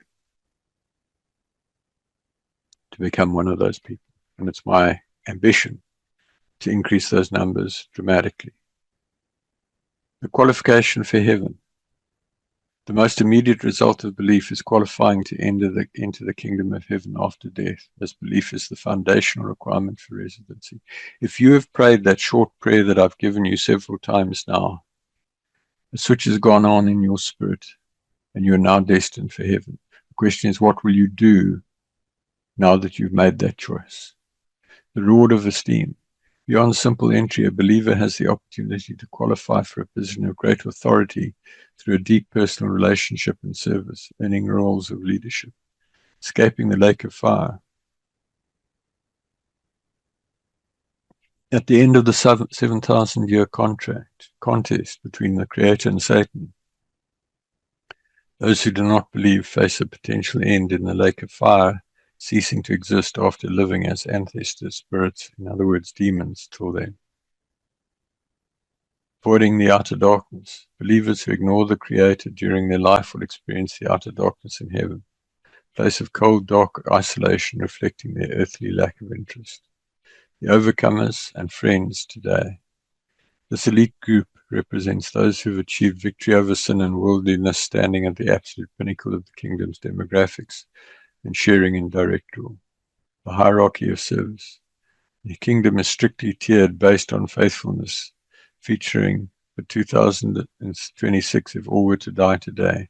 The friend 1, overcomers 2, good and faithful servants 2,500, and wise stewards 100,000, representing the high levels of authority. The foolish virgins and adulterous wives. The lower ranks of the kingdom consist of believers who lack discipline or strayed. Specifically, the adulterous wives, 250,000, and the foolish virgins, 1 million. But what I ask you to see here is, compared to what the world is saying in terms of billions of believers, the reality is partially very different. So what happens if you believe? Your life on earth is the qualifying round for your rank in the life to come. Choosing to believe is only the first step. The intensity of your relationship with Father Yah determines whether you spend eternity in the cold of the outer darkness or as an overcomer or friend seated upon a high throne in a state of eternal glory and authority. The mountain of relationship is sent to friendship. The mountain of relationship is the central metaphor for the believer's journey, representing a steep and arduous climb through progressive levels of truth. It is a journey and relationship. It is a journey where spiritual altitude is directly proportional to spiritual authority, but where the danger of falling, primarily through pride or complacency, remains a constant reality at every ledge. Ledges of truth. Climb consists of specific spiritual plateaus, starting from the foundation of salvation, ascending through set apartness, sanctification, prayer, emunah, faith, and thanksgiving towards the peak of the Father's love. The mechanics of altitude. As you climb higher, your spiritual weapons increase. Precarious footing. As you saw from the image, it's easy to fall at any level. The anchor of commandments. Many fall because they fail to anchor themselves. One must drive the sword of the commandments into the ledge and tie themselves to it, using the laws of Yah as a literal safety line against the winds of deception. This speaks to deeply knowing the 10 Commandments and honoring them strictly. The mantle of humility, the shortcut doors of sacrifice, the eternal rank lock-in. Position a believer holds on the mountain at the moment of their death becomes their permanent rank for eternity. There is no further climbing after this life. The altitude reached now defines your eternal proximity to the Creator. Climbing the mountain is not a suggestion, it is the reason for your life. While the ascent is rugged and the risk of falling from any level is real, those who endure the climb and don the mantle of humility qualify to become friends of Yah, seated on high thrones in a state of eternal authority and intimacy. The glories of heaven, the realm of high esteem. Glories of heaven represent the ultimate engineering achievement of the Creator, a realm where physical beauty, spiritual authority, and total intimacy with Father Yah converge into an eternal state of high esteem. It is a world of vibrant light and profound purpose that transcends every earthly limitation. The overcomers and friends get to sit on thrones that are part of the throne of the Creator, alongside Yahushua, incorrectly Jesus. The Hall of High Thrones. Those who achieve victory on earth are seated on majestic thrones. The resurrected body of light, residents of heaven, possess bodies that are imperishable, radiating a brilliant golden light. These glorified forms are free from pain, decay, and fatigue, functioning with perfect efficiency. The atmosphere of life, vibrant living colors. The tree and river of life at the heart of the kingdom is the river of life flowing from the throne and the tree of life. These are the source of eternal vitality, providing constant spiritual and physical renewal to all residents. Intimate conversation. The greatest glory is the ability to converse directly with Father Yah as a friend and with Yahushua. This is a relationship of deep mutual respect, shared creativity, and total transparency, fulfilling the core reason for our purpose, for our creation, a world of purpose. Heaven is not a place of idle rest, but of high-level engagement. The glories of heaven, the realms of high esteem. You can get to sit on a throne much more glorious than the picture there. Remember that climbing the mountain is not a suggestion, it's the reason for your existence. You can qualify to become a friend of yours seated on a high throne in a state of internal authority and intimacy. What happens if you do not believe the final judgment? Choosing to live as an unbeliever is a high-stakes gamble with one's eternal existence. Under the rules of the contest, the fate of those who reject the Creator is tied directly to the final outcome of the 7,000-year struggle between Yah and Satan, leading either to total annihilation or an eternity of chaos on a dead planet.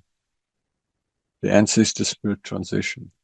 Upon death, an unbeliever does not enter heaven. Instead, they become an ancestor spirit, commonly known as a demon. Unlike previous understandings, these spirits are not bound to their graves and are able to move around the earth under their own power. And just by the way, if you die as an unbeliever, you're not going to hell. Not right away, anyway. A default servant of Satan. By refusing to acknowledge the Creator, an individual becomes a servant of the satanic realm by default. This makes them eligible for recruitment into the demonic army to further the contest against those who seek Yah. Scenario A, if Satan loses. If the 7,000-year contest in around 3003 ends with Satan's defeat, all unbelievers and demons will be cast into the lake of fire and brimstone. This is the incinerator of heaven, where in a moment of torment and terror they will be utterly destroyed, ceasing to exist forever. Scenario B, if Satan wins. If Satan achieves his goal of having no committed believers on earth, he wins dominion. However, Yah will then withdraw his spirit entirely from the planet, and since his spirit is what sustains all life, every biological thing on earth will die. The sea of corpses. In the event of a satanic victory, the earth becomes a planetary graveyard. Unbelievers will spend eternity as demons wandering through a sea of billions of corpses with no comfort. Eternity of demonic warfare. Without the Creator's restraint, the senior demonic masterminds will compete fiercely for power. Unbelievers in the form of demons will be caught in a cycle of eternal war and torment, fighting with other spirits because they can no longer kill what is already dead. The ultimate rejection. Creator's logic is simple. He will not force anyone to spend eternity with him if they lived their life believing he did not exist. Unbelief is a choice to be permanently separated from the source of life, love, and peace. Yah has said, why would I want someone to spend eternity with me when they do not believe I exist?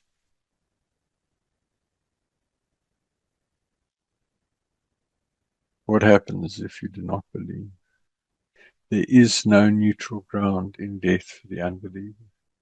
Whether through total destruction in the lake of fire or being abandoned on a dead planet filled with corpses and warring demons, the outcome of unbelief is a catastrophic loss of the glorious future which human beings were originally engineered for. The history of deception, how the world was lost. History is not a random sequence of events, it's a record of a legal battle. Every war, every famine, and every religious era has been a calculated move by Satan and his demonic masterminds to keep you from realizing who you were truly designed to be. The current state of the world is the result of a 6,000-year strategic takeover by the forces of darkness, transforming a perfect creation into a battlefield of deception. Understanding how we arrived at this point requires looking past conventional history to the contest, a legal and spiritual war where humanity's choices have allowed Satan to seize nearly total control of the earth. And there we see just some of the consequences of Satan controlling a lot of what happens on the earth. The original rebellion, current chaos, began when the high messenger or angel Hillel, who became Satan, rebelled against Yah, leading to a legal contest to see who humanity would choose to follow. The Adamic handover through the fall in Eden, the authority originally given to mankind, was legally handed over to Satan, granting him the title of God of this world and the right to influence human affairs to turn from him. Flood reconstruction. Following the global hydraulic event roughly 4,500 years ago, the demonic realm pivoted to re-establishing satanic and demonic systems of false worship and religious idols to ensure humanity remained disconnected from them. Religious infiltration. Satan's most effective tool has been the creation of religions that use holy books like the Bible and the Quran and the Torah as idols, steering well-meaning people away from a direct personal relationship with the Creator. The war on the name. A strategic demonic global effort was launched to erase the true name, Yah, from human language, replacing it with generic titles like God or Lord to prevent the power of true invocation. The strategy of sin. By promoting sin and breaking the Ten Commandments, the demonic realm gains legal rights to oppress individuals and nations, creating the suffering and poverty seen across the globe today. The current near victory. In 2026, we see a world where Satan has nearly won the contest, with only a tiny remnant of believers remaining who understand the true names and are at some level attempting to climb the mountain. Our world today is not a natural mess, it's a demonically engineered trap designed to ensure humanity fails the contest. By recognizing that we're living in a captured world governed by the Prince of Darkness, we can finally understand why seeking a personal relationship with Father Yah is the only way to escape the coming judgment and reclaim our original purpose. The pre-flood world, the original masterpiece. It may not have looked exactly like that, but that gives you some level of indication. The pre-flood world was a technologically advanced, hyper-productive global paradise that operated under an entirely different set of physical and atmospheric laws. Understanding this mother civilization is the key to recognizing why modern architecture finds instant mature civilizations and massive fossil remains that cannot be explained by slow evolutionary development. The vapor canopy wasn't just a sky feature, it was the engine for the entire paradise system. It provided the pressure necessary for giant dinosaurs to breathe through small lungs and the radiation protection needed for a 900-year human life. The protective vapor canopy. The Earth was surrounded by a massive water vapor canopy that acted as a global terrarium dome. This filtered out harmful cosmic radiation and maintained a uniform subtropical climate from pole to pole, eliminating storms, ice caps, and deserts. Hyperbaric atmosphere. The era of giants, gigantism, under high pressure and radiation protection, life flourished to massive proportions. Centuries-long lifespans. The lack of ultraviolet decay and the perfect environmental conditions allowed humans to live for nearly 1,000 years. This longevity enabled a single individual to accumulate vast amounts of knowledge and skill, leading to a rapid explosion in technology. Advanced global technology. Far from being Stone Age, the civilization mastered electricity, high-speed flight, and complex metallurgy. Unified land and language. Originally, the Earth consisted of one massive continental landmass and one global language, which today we know as Hebrew. The land was watered by a mist. The global hydraulic event. The world was destroyed not by a slow risk of rise of water, but by a sudden cosmic and tectonic disaster. Canopy collapsed, dumping water coupled to the water from the ice comet that triggered the event. The pre-flood world was a high-performance environment, a paradise. Evidence of existence is written in the giant fossils and the numerous mixed land and sea corpses that speak of a sudden, total, violent end to a superior human era. The pre-flood world was not just a natural paradise, but a high-tech superworld where advanced architecture and machinery were integrated into a hyper-productive environment. The mother civilization was a fusion of monumental engineering and pristine nature under the protective vapor academy. The global transformation, the global engineering overhaul. The physical landscape of our planet is not a record of slow, uniform change, but a high-energy geological crime scene. Approximately 4,500 years, a massive ice comet from the Kuiper Belt struck the Earth providing the kinetic energy to shatter the tectonic eggshell and the liquid volume to submerge the globe. This single event transformed a uniform paradise into a scarred extreme world, proving that Creator's absolute authority over the physical laws of the universe. The Kuiper Belt trigger. The cataclysm was initiated by a massive ice comet launched from the Kuiper Belt by the Almighty. Upon impact, it provided a dual-action catastrophe, torrential rain and flooding from the melting ice, and a physical shove that knocked the Earth off its vertical axis and out of its circular orbit around the Sun. The axis tilt in seasons. The comet's impact created the 23.5-degree tilt of the Earth. This tilt instantly destroyed the global greenhouse effect, creating the North and South poles and the extreme temperature zones that necessitate the strenuous human existence we know today. Rapid global sedimentation. High-velocity floodwaters carried massive loads of sand and silt, laying down successive layers of strata in a very short period of time. This explains why we find polystrate fossils like tree trunks passing through multiple layers that are supposedly millions of years apart. Doesn't make sense what is generally believed, folks. It really doesn't make sense. This is the true answer. The tectonic ripping, the force of the impact shattered the original single continent. This created the Mid-Atlantic Ridge, a 10,000-mile jagged seam where the crust was ripped apart, the Mariana Trench, and many other features.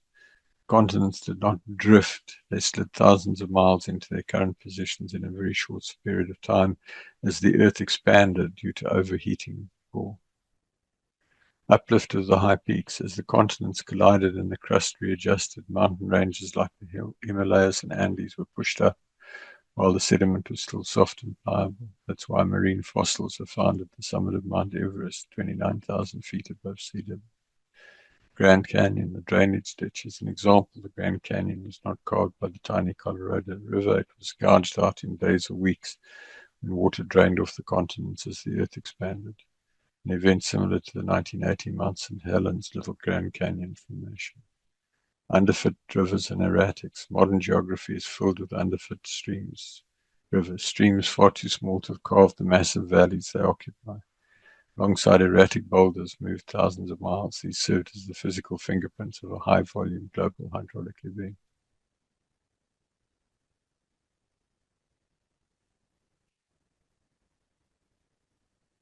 The Earth's topography is the wreckage of a sudden, total judgment. From the jagged scar of the Mid-Atlantic Ridge to the instant carving of the Grand Canyon, the evidence points to a high-speed planetary remodeling. As an engineer looking at these features reveals a world that was physically, shambolically reformed to be more difficult, reflecting the legal consequences of the contest between Yah and Satan. And there's a comparative table between some of the characteristics of the Earth today and the conventional wisdom of slow evolution versus the rapid flood design model. And frankly, folks, if you study this out, you will see that what I'm saying has to be the truth. Post-flood reconstruction, inherited genius. Immediate sophisticated emergence of post-flood civilizations is not a mystery of evolution, but the result of 8 survivors, Noah and his family, applying the high-tech blueprints of a lost superworld to a scarred planet. These survivors carried with them 1,000 years of pre-flood scientific and engineering mastery, allowing for a sudden maturity of architecture, mathematics, and metallurgy that modern man is only now beginning to rediscover. The ship of Noah, the Ark. Far from a primitive barge, the Ark was a masterpiece of naval engineering with a length-to-width ratio of 6:1, the same used in modern supertankers to house and sustain life during a year of global upheaval. The family of 8, these survivors, Noah and his 3 sons and their wives, were not Stone Age people. They were highly educated members of a pre-flood society that had mastered flight, electricity, and global surveying, enabling them to act as the technical directors for the new civilization. Instant civilization, Egypt, Sumer, etc. Archaeology shows that the great civilizations appeared suddenly at their peak of maturity. There are no primitive pyramids. The earliest structures are the most complex and precise. proving that the knowledge was inherited from a superior source rather than developed locally. The Great Pyramid, a geodetic monument. The Great Pyramid was not merely a tomb, but a high-level scientific instrument. It's aligned to true north with the precision of 3/60ths of a degree and functions as a mathematical scale model of the Earth's northern hemisphere, encoding the value of pi in the planet's circumference. Technical continuity. Post-flood records and artifacts evidence the early use of electricity. Complex astronomical computers like the Antikythera mechanism and even high-speed flight, the Saqqara bird, are all remnants of the lost technology brought across the flood. The global survey, monolithic mastery, the ability to move and fit 1,000-ton blocks like those of Baalbek, demonstrates a mechanical ability that baffles modern engineers. This mastery evidences that survivors utilized advanced technology known to the mother civilization. The history of mankind is not a slow climb from the cave, but a struggle to reclaim the lost knowledge of the pre-flood world. The pyramids and many other structures are the physical fingerprints of a family of 8 who possess the engineering secrets of a fallen paradise, proving that our origins are rooted in a state of high-level intelligence and design. As an engineer, when I look at the Great Pyramid, I don't see a tomb. I see a 1 in 43,200 scale model of the Earth. It is a mathematical signal from the past, proving that the first generations after the flood were smarter, stronger, and more technologically advanced than we are.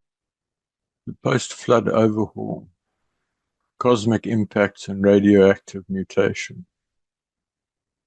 The current biodiversity and geographical configuration of the Earth are the physical results of a high-energy planetary overhaul triggered by a cosmic collision 4,500 years ago.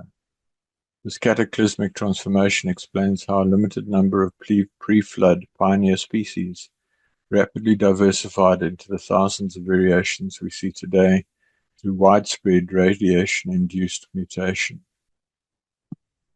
Evidence of this cosmic mechanism is preserved on the surface of Mars, where the massive Hellas Planitia crater spans approximately 2,300 kilometers in diameter, a shallow, flat-bottomed impact scar left by a colossal ice comet. To put that scale into perspective, an objective of that size striking the Earth would completely cover a landmass stretching from London, UK to Istanbul, Turkey, or New York to Denver in the United States. Mathematical calculations demonstrate that an ice object from the Kuiper belt with a diameter of 1,250 kilometers would contain enough water volume to submerge the entire surface of the Earth to a depth of 2 kilometers. As this ice melted during atmospheric transit and sudden impact, it delivered a cataclysmic volume of water that reset the planet's topography, while the physical trauma unleashed intense radioactive forces from the Earth's core. Tidal tsunami scarring. As the ice object melted upon impact, the newly introduced global ocean rotated around the spinning Earth as massive tidal tsunamis. Sweeping across the planet between high and low tides, these high-velocity waters scoured the bedrock and rapidly laid down the thick sedimentary strata that currently cover 90% of the Earth's surface. Axis tilt and orbital wobble. The physical momentum of this massive impact knocked the Earth from its original vertical axis to a sharp tilt of approximately 30 degrees. Over the subsequent millennia, the planet has been slowly wobbling back towards its current 23.5-degree orientation, a shift that permanently introduced extreme seasonal weather to the world. The orbit around the Sun was also distorted. Crustal rupture and fluid hysteresis. The mechanical force of the impact instantly ruptured the Earth's solid crust into moving continental plates.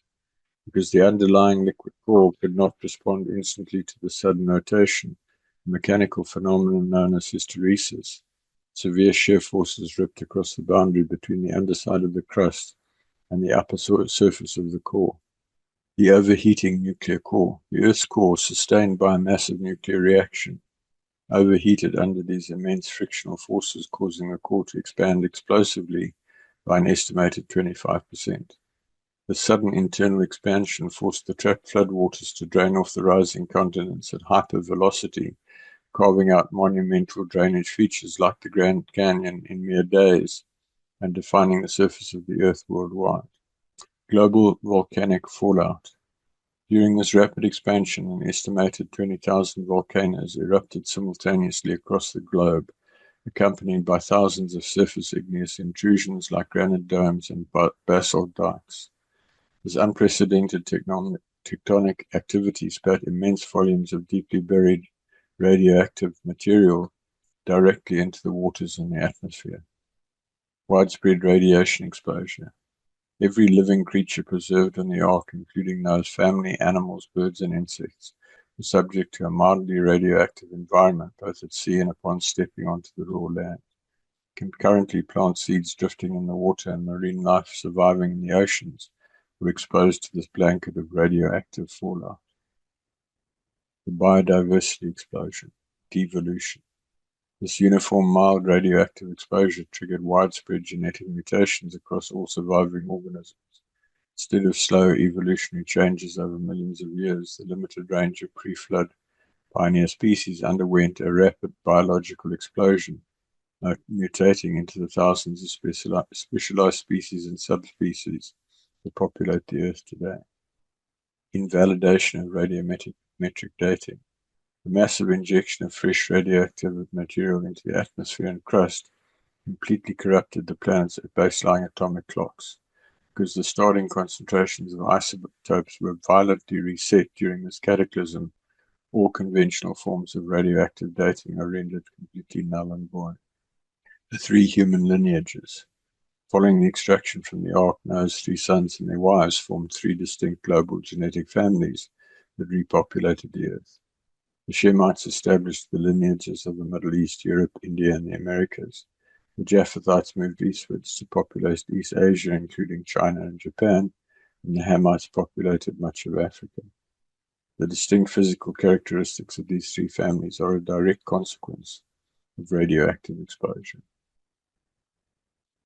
The Earth's current geography and biological diversity are the direct results of a cosmic engineering intervention. The impact of a massive Kuiper Belt ice object shattered the Earth's crust, destabilized its nuclear core, and blanketed the surface in a radioactive environment that forced a rapid mutational divergence of species. This catastrophic event permanently altered the planet from a pristine, uniform paradise into a deeply scarred world, resulting in a much more challenging and strenuous human existence. On a human level, the current socio-economic state of the world also traces its roots back to this immediate post-flood reconstruction era. According to the historical accounts in Genesis 9, the systemic poverty observed across parts of Africa stems from the enduring legal effects of the spiritual curse pronounced by Noah upon Canaan, the son of Ham. This foundational event demonstrates that the legal and spiritual decisions made by the early post-flood patriarchs set the structural boundaries for human nations, matching the physical boundaries carved out by the global floodwaters. So when looking at the Earth's surface, we do not see millions of years of gradual accumulation. We see a planetary engine that was struck by an interstellar projectile, cracked open and flooded with radioactive energy. The thousands of species we see today are not evolutionary triumphs. They are the mutated variants of a master system that was permanently altered in a single year. Today, the 7 components of drawing close to Yah. 7 components of drawing close to Yah represent a rigorous multidimensional discipline designed to cleanse the believer and accelerate their ascent to the mountain of relationship. Based on the foundational teachings of end-time mission ministries, these components are not merely religious rituals, but are essential engineering steps required to remove spiritual blockages and align a human being with the frequency of the Creator. 1. Process early errors. 7-day fast, covenant meal, communion, cleansing with oil and water, constant prayer. Growing close requires a constant conversation throughout the day. This includes specific prayers for wisdom, the removal of deception that focuses on relationship with Yah, moving the believer into a state of permanent intimacy. This is personal and private, not through a human intermediary. You do not have to go to your local place of assembly to do this. In fact, that's counterproductive. Constant worship. Growing close requires high energy worship that focuses on the positive attributes of Yah, moving the believer into a state of permanent intimacy and anointing. There are recommended songs on the website. Study and research. The true seeker must be a researcher of the truth. This involves going beyond holy books that have become idols like the Bible and instead seeking direct truth through a relationship with Yah, supported by the ETI website, resources, history, and the engineering of creation to understand the master architect. These 7 components are the maintenance manual for the human spirit. By diligently applying these steps, the seeker moves from being a foolish virgin at the base of the mountain to becoming a friend at the summit. They provide the practical, incontrovertible method for anyone to test and prove the reality of the Creator through their own direct supernatural experience. You don't need a priest or a church or a mosque and an imam or a synagogue and a rabbi or a temple and a priest to find Yah. You need the discipline of these 7 components. They are the tools that allow you to strip away deception and carnality and stand face to face with your Creator. The link to access the full document is in the comments. It's about 72 pages. It's written under a significant anointing with significant inspiration, and I recommend that you read it and apply it as soon as possible. The miraculous planning of the death of Yahushua, Jesus. What you see there is Yeshua on the stake, not a cross, the Ark of the Covenant, and how the blood of Yeshua fell onto the mercy seat of the Ark of the Covenant, introducing a new covenant, a new high priest, and a new offering for forgiveness of sin. The death of Yahushua was a surgical, legal, and mechanical masterpiece of planning, specifically engineered to provide a permanent solution for human sin. It was not a tragic accident, but a highly coordinated event that required Yeshua to live a sinless life as a 100% human being, so that his death could serve as a clean sacrifice. By aligning the timing, the location, and the physical shedding of blood with the hidden Ark of the Covenant, the Creator and Yeshua executed a strategic maneuver to legally reclaim humanity from the power of Satan. The 100% human requirement.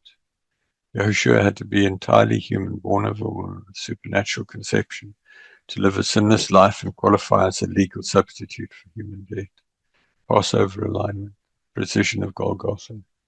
He was executed at the exact spot where the Ark of the Covenant was hidden in a cave, directly beneath the site of the execution stake by Jeremiah at the time of the Babylonian invasion of Jerusalem. The earthquake and the crack. The moment of his death, a targeted earthquake split the rock, creating a vertical conduit for the blood of Yeshua from the stake down to the mercy seat.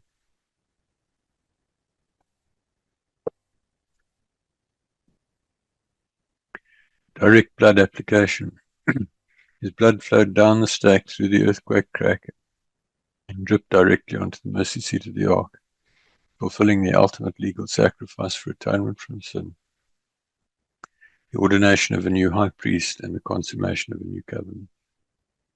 Victory over the grave. Because he was sinless, death had no legal hold on him, allowing Yeshua to be resurrected, sit down at the right hand of Father as the first of many overcomers and friends. Delegated power to mankind. Through his sinless life, Yeshua reclaimed the authority Adam lost and delegated back to those who believe, providing the legal authority to cast out demons and take authority over the satanic and demonic realm in the name of Yahushua.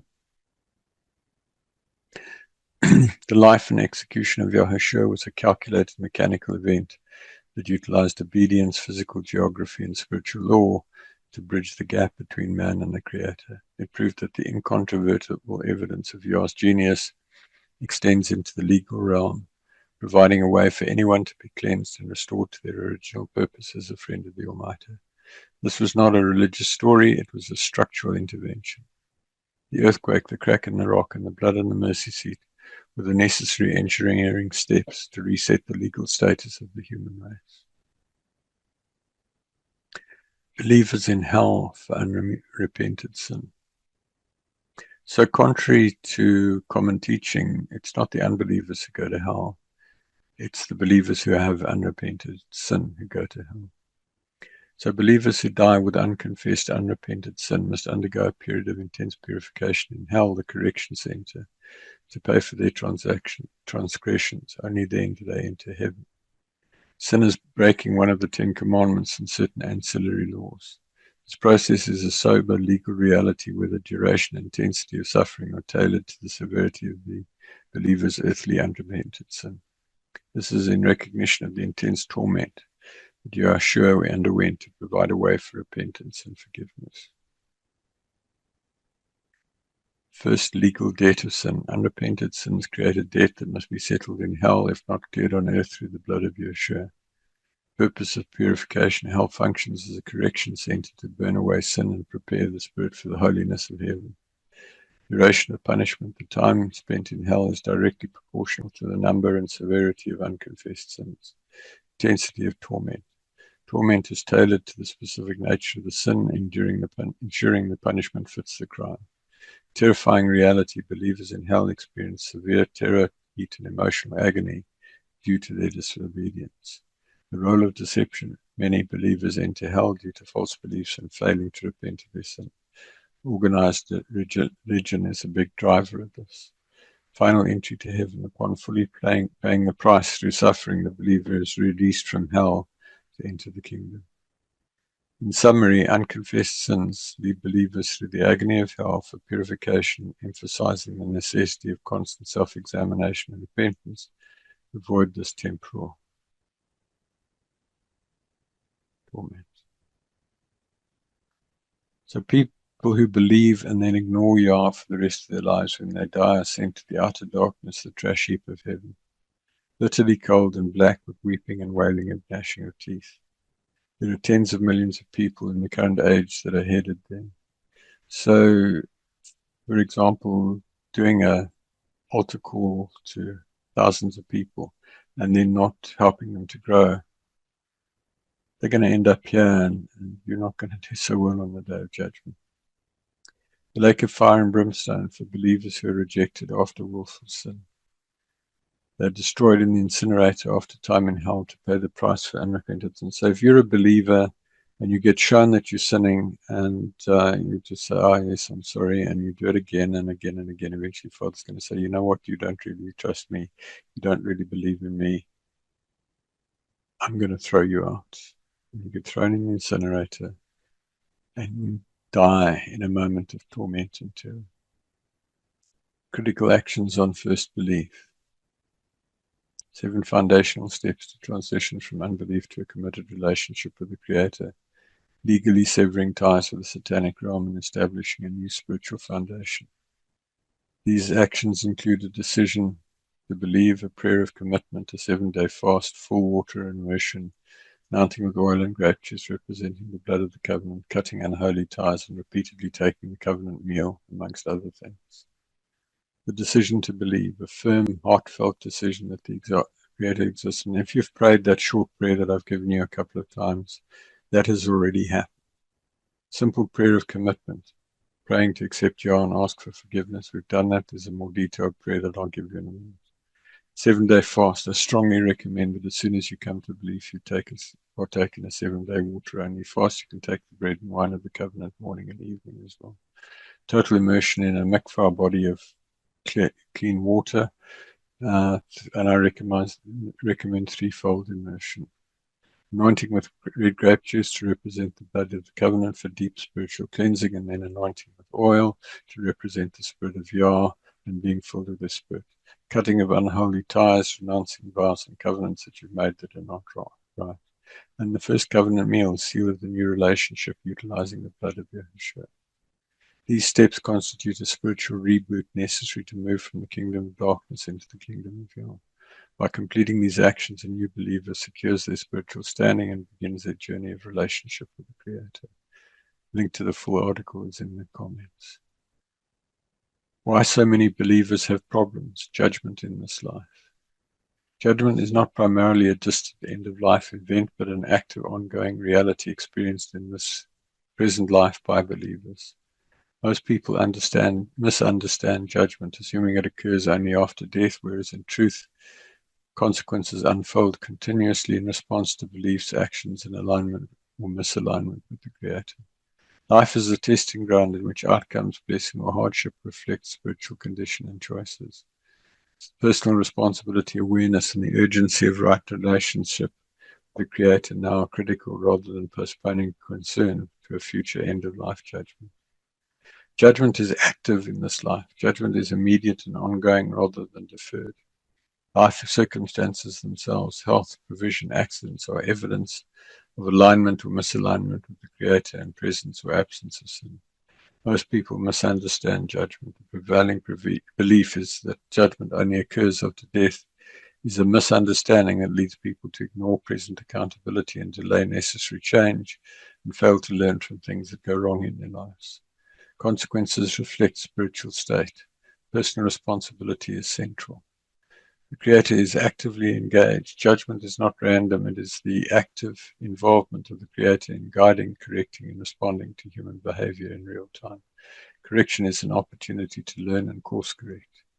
Ignoring judgment leads to escalation. If you get judged and you keep doing it, you will get judged more harshly, and if you carry on in time, you'll be rejected. Right relationship is the objective. The ultimate purpose of judgment is relational, not merely legal. It's intended to draw individuals into a correct and close relationship with the Creator in this life, free of sin, remembering that sin separates one from the Creator. The mechanism. The satanic messenger or angel observes sin and escalates it up the satanic hierarchy. Senior satanic messenger, as accuser, prosecutor, brings the case before the judgment seat, the throne where Yah is judge, with Yeshua as advocate pleading for mercy. Judgment is given, and the satanic and demonic realm execute the prescribed judgment. In essence, judgment is a present tense reality rather than a distant future event. Life itself becomes the arena in which judgment unfolds, with outcomes reflecting alignment or misalignment relative to the Creator. Misunderstanding this principle leads to complacency, while recognizing it introduces urgency and responsibility. Difficulties are positioned not simply as punishment, but as opportunities for correction and growth. The central thrust is clear. Individuals must pay attention to the evidence in their lives, take responsibility, and actively pursue right relationship now, because judgment is already in operation. You can pray. Father, I come to you in the name of Yahushua. I recognize that I've sinned. List your sins. And in the name of Yahushua, I ask you to forgive me. And then to be filled with the Spirit of Yah. Father, I ask you to fill me with your Spirit and help me to draw as close to you as possible. So what is sin? What do you need to do to avoid judgment? Sin is defined as the legal violation of any of the 10 commandments, which serve as the foundational standard for judgment and spiritual protection. Violating these commandments acts as a foothold for spiritual oppression, while the mark of the beast represents habitual disobedience to one or more of these laws and is not a physical microchip. Definition of sin. Sin is defined as non-compliance with any of the 10 commandments, providing legal ground for demonic oppression and spiritual disconnection and judgment.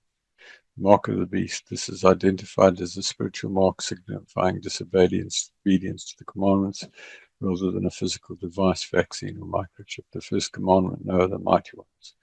This prohibits placing anything or anyone, including Yahushua, before Yah or equal to Yah. Prohibition of idols. This forbids treating physical objects or individuals as mighty ones and worshipping them. Includes the Bible, the Torah, and the Quran. The true Saturday Sabbath. Adherence to the true Saturday Sabbath. Really important. One big gift you can give Yah.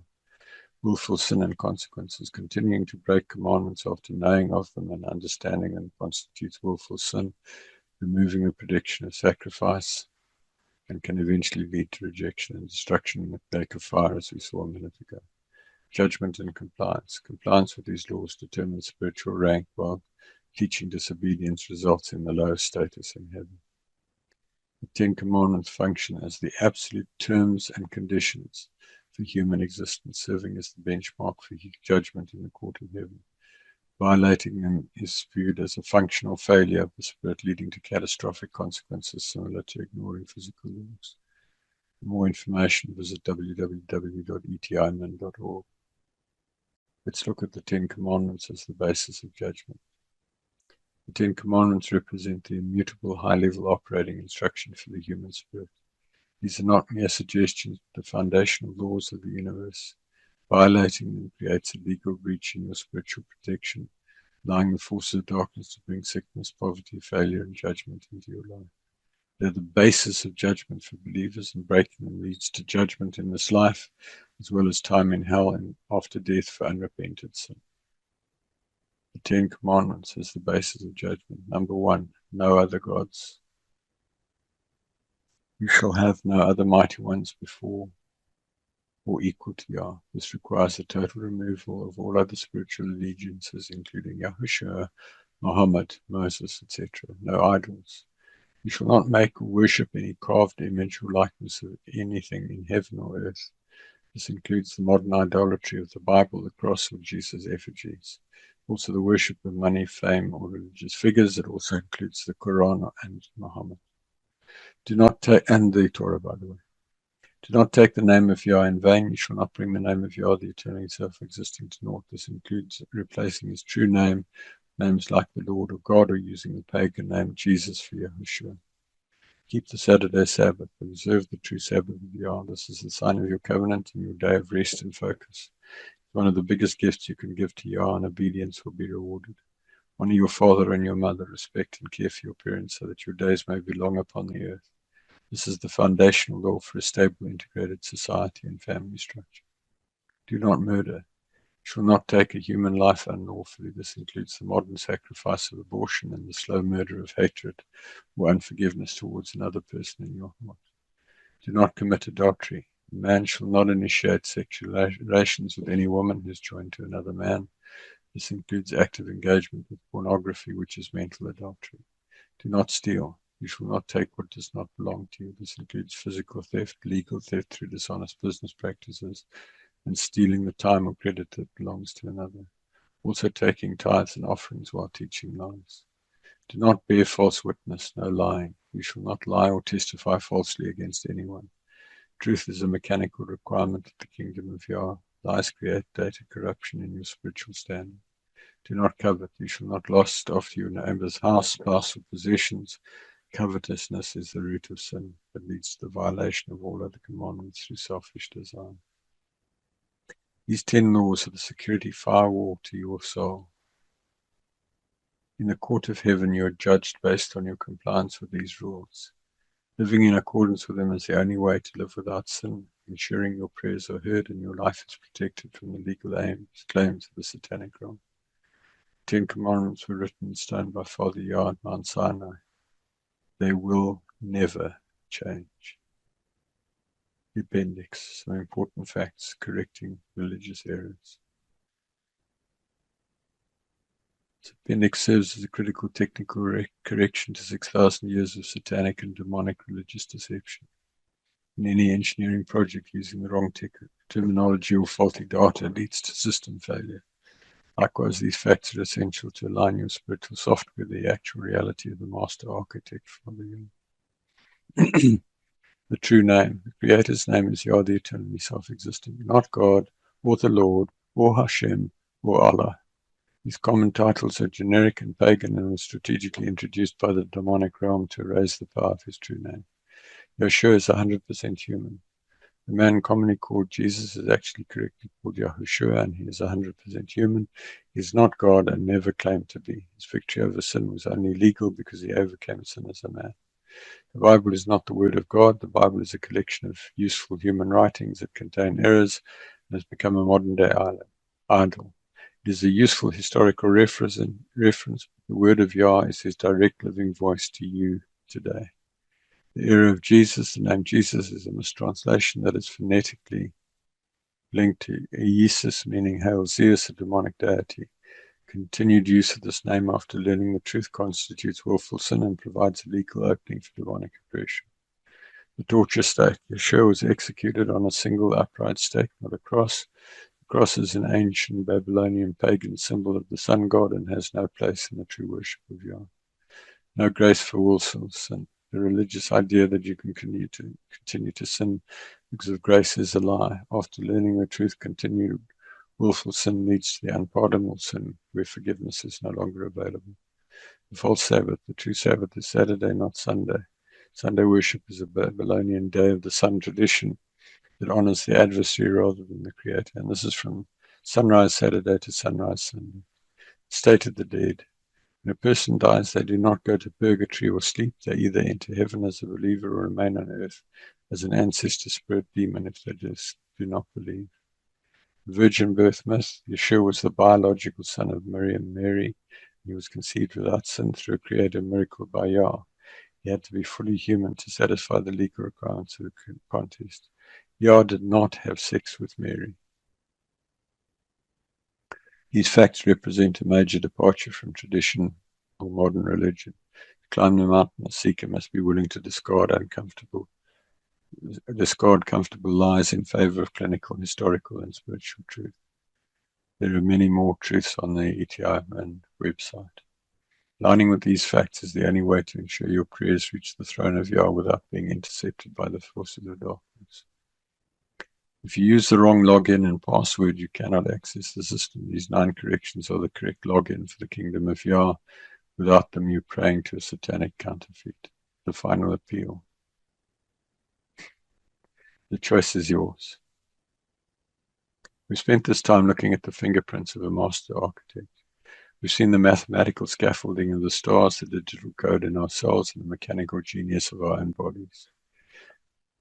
As an engineer, I can tell you with total certainty this is not the work of chance. This is high-level intentional engineering on a scale that humbles human intelligence. But the most important fact is not just that Yah exists. The most important fact is that Yah is lonely.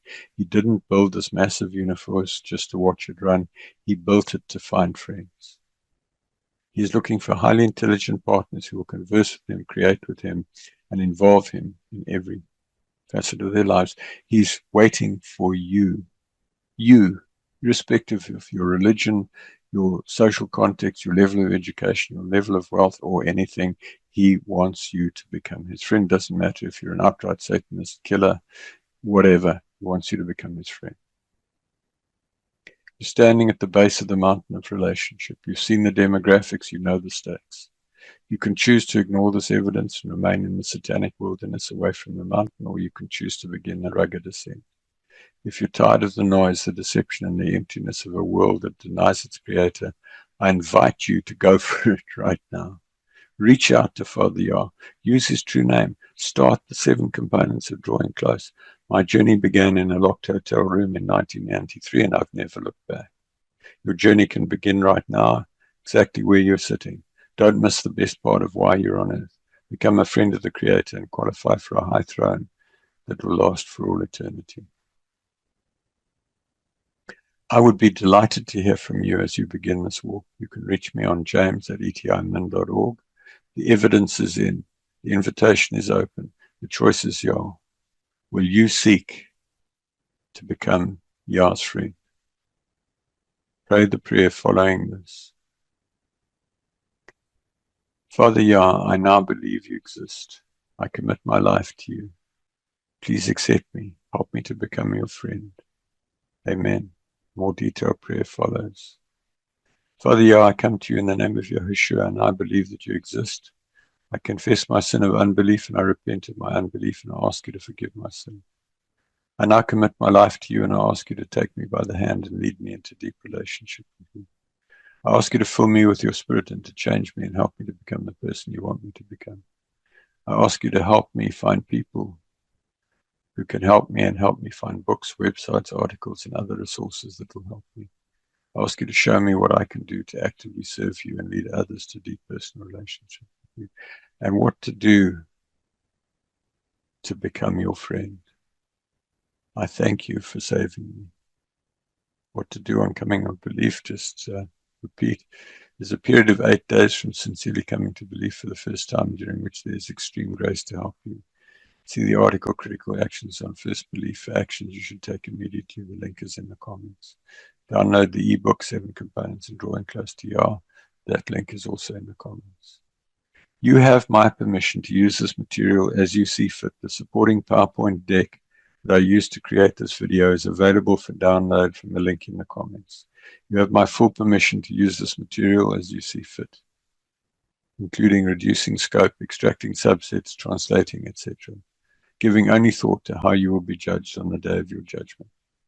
For more information, visit www.etimin.org or email me on james@etimin.org for support and answers to your questions.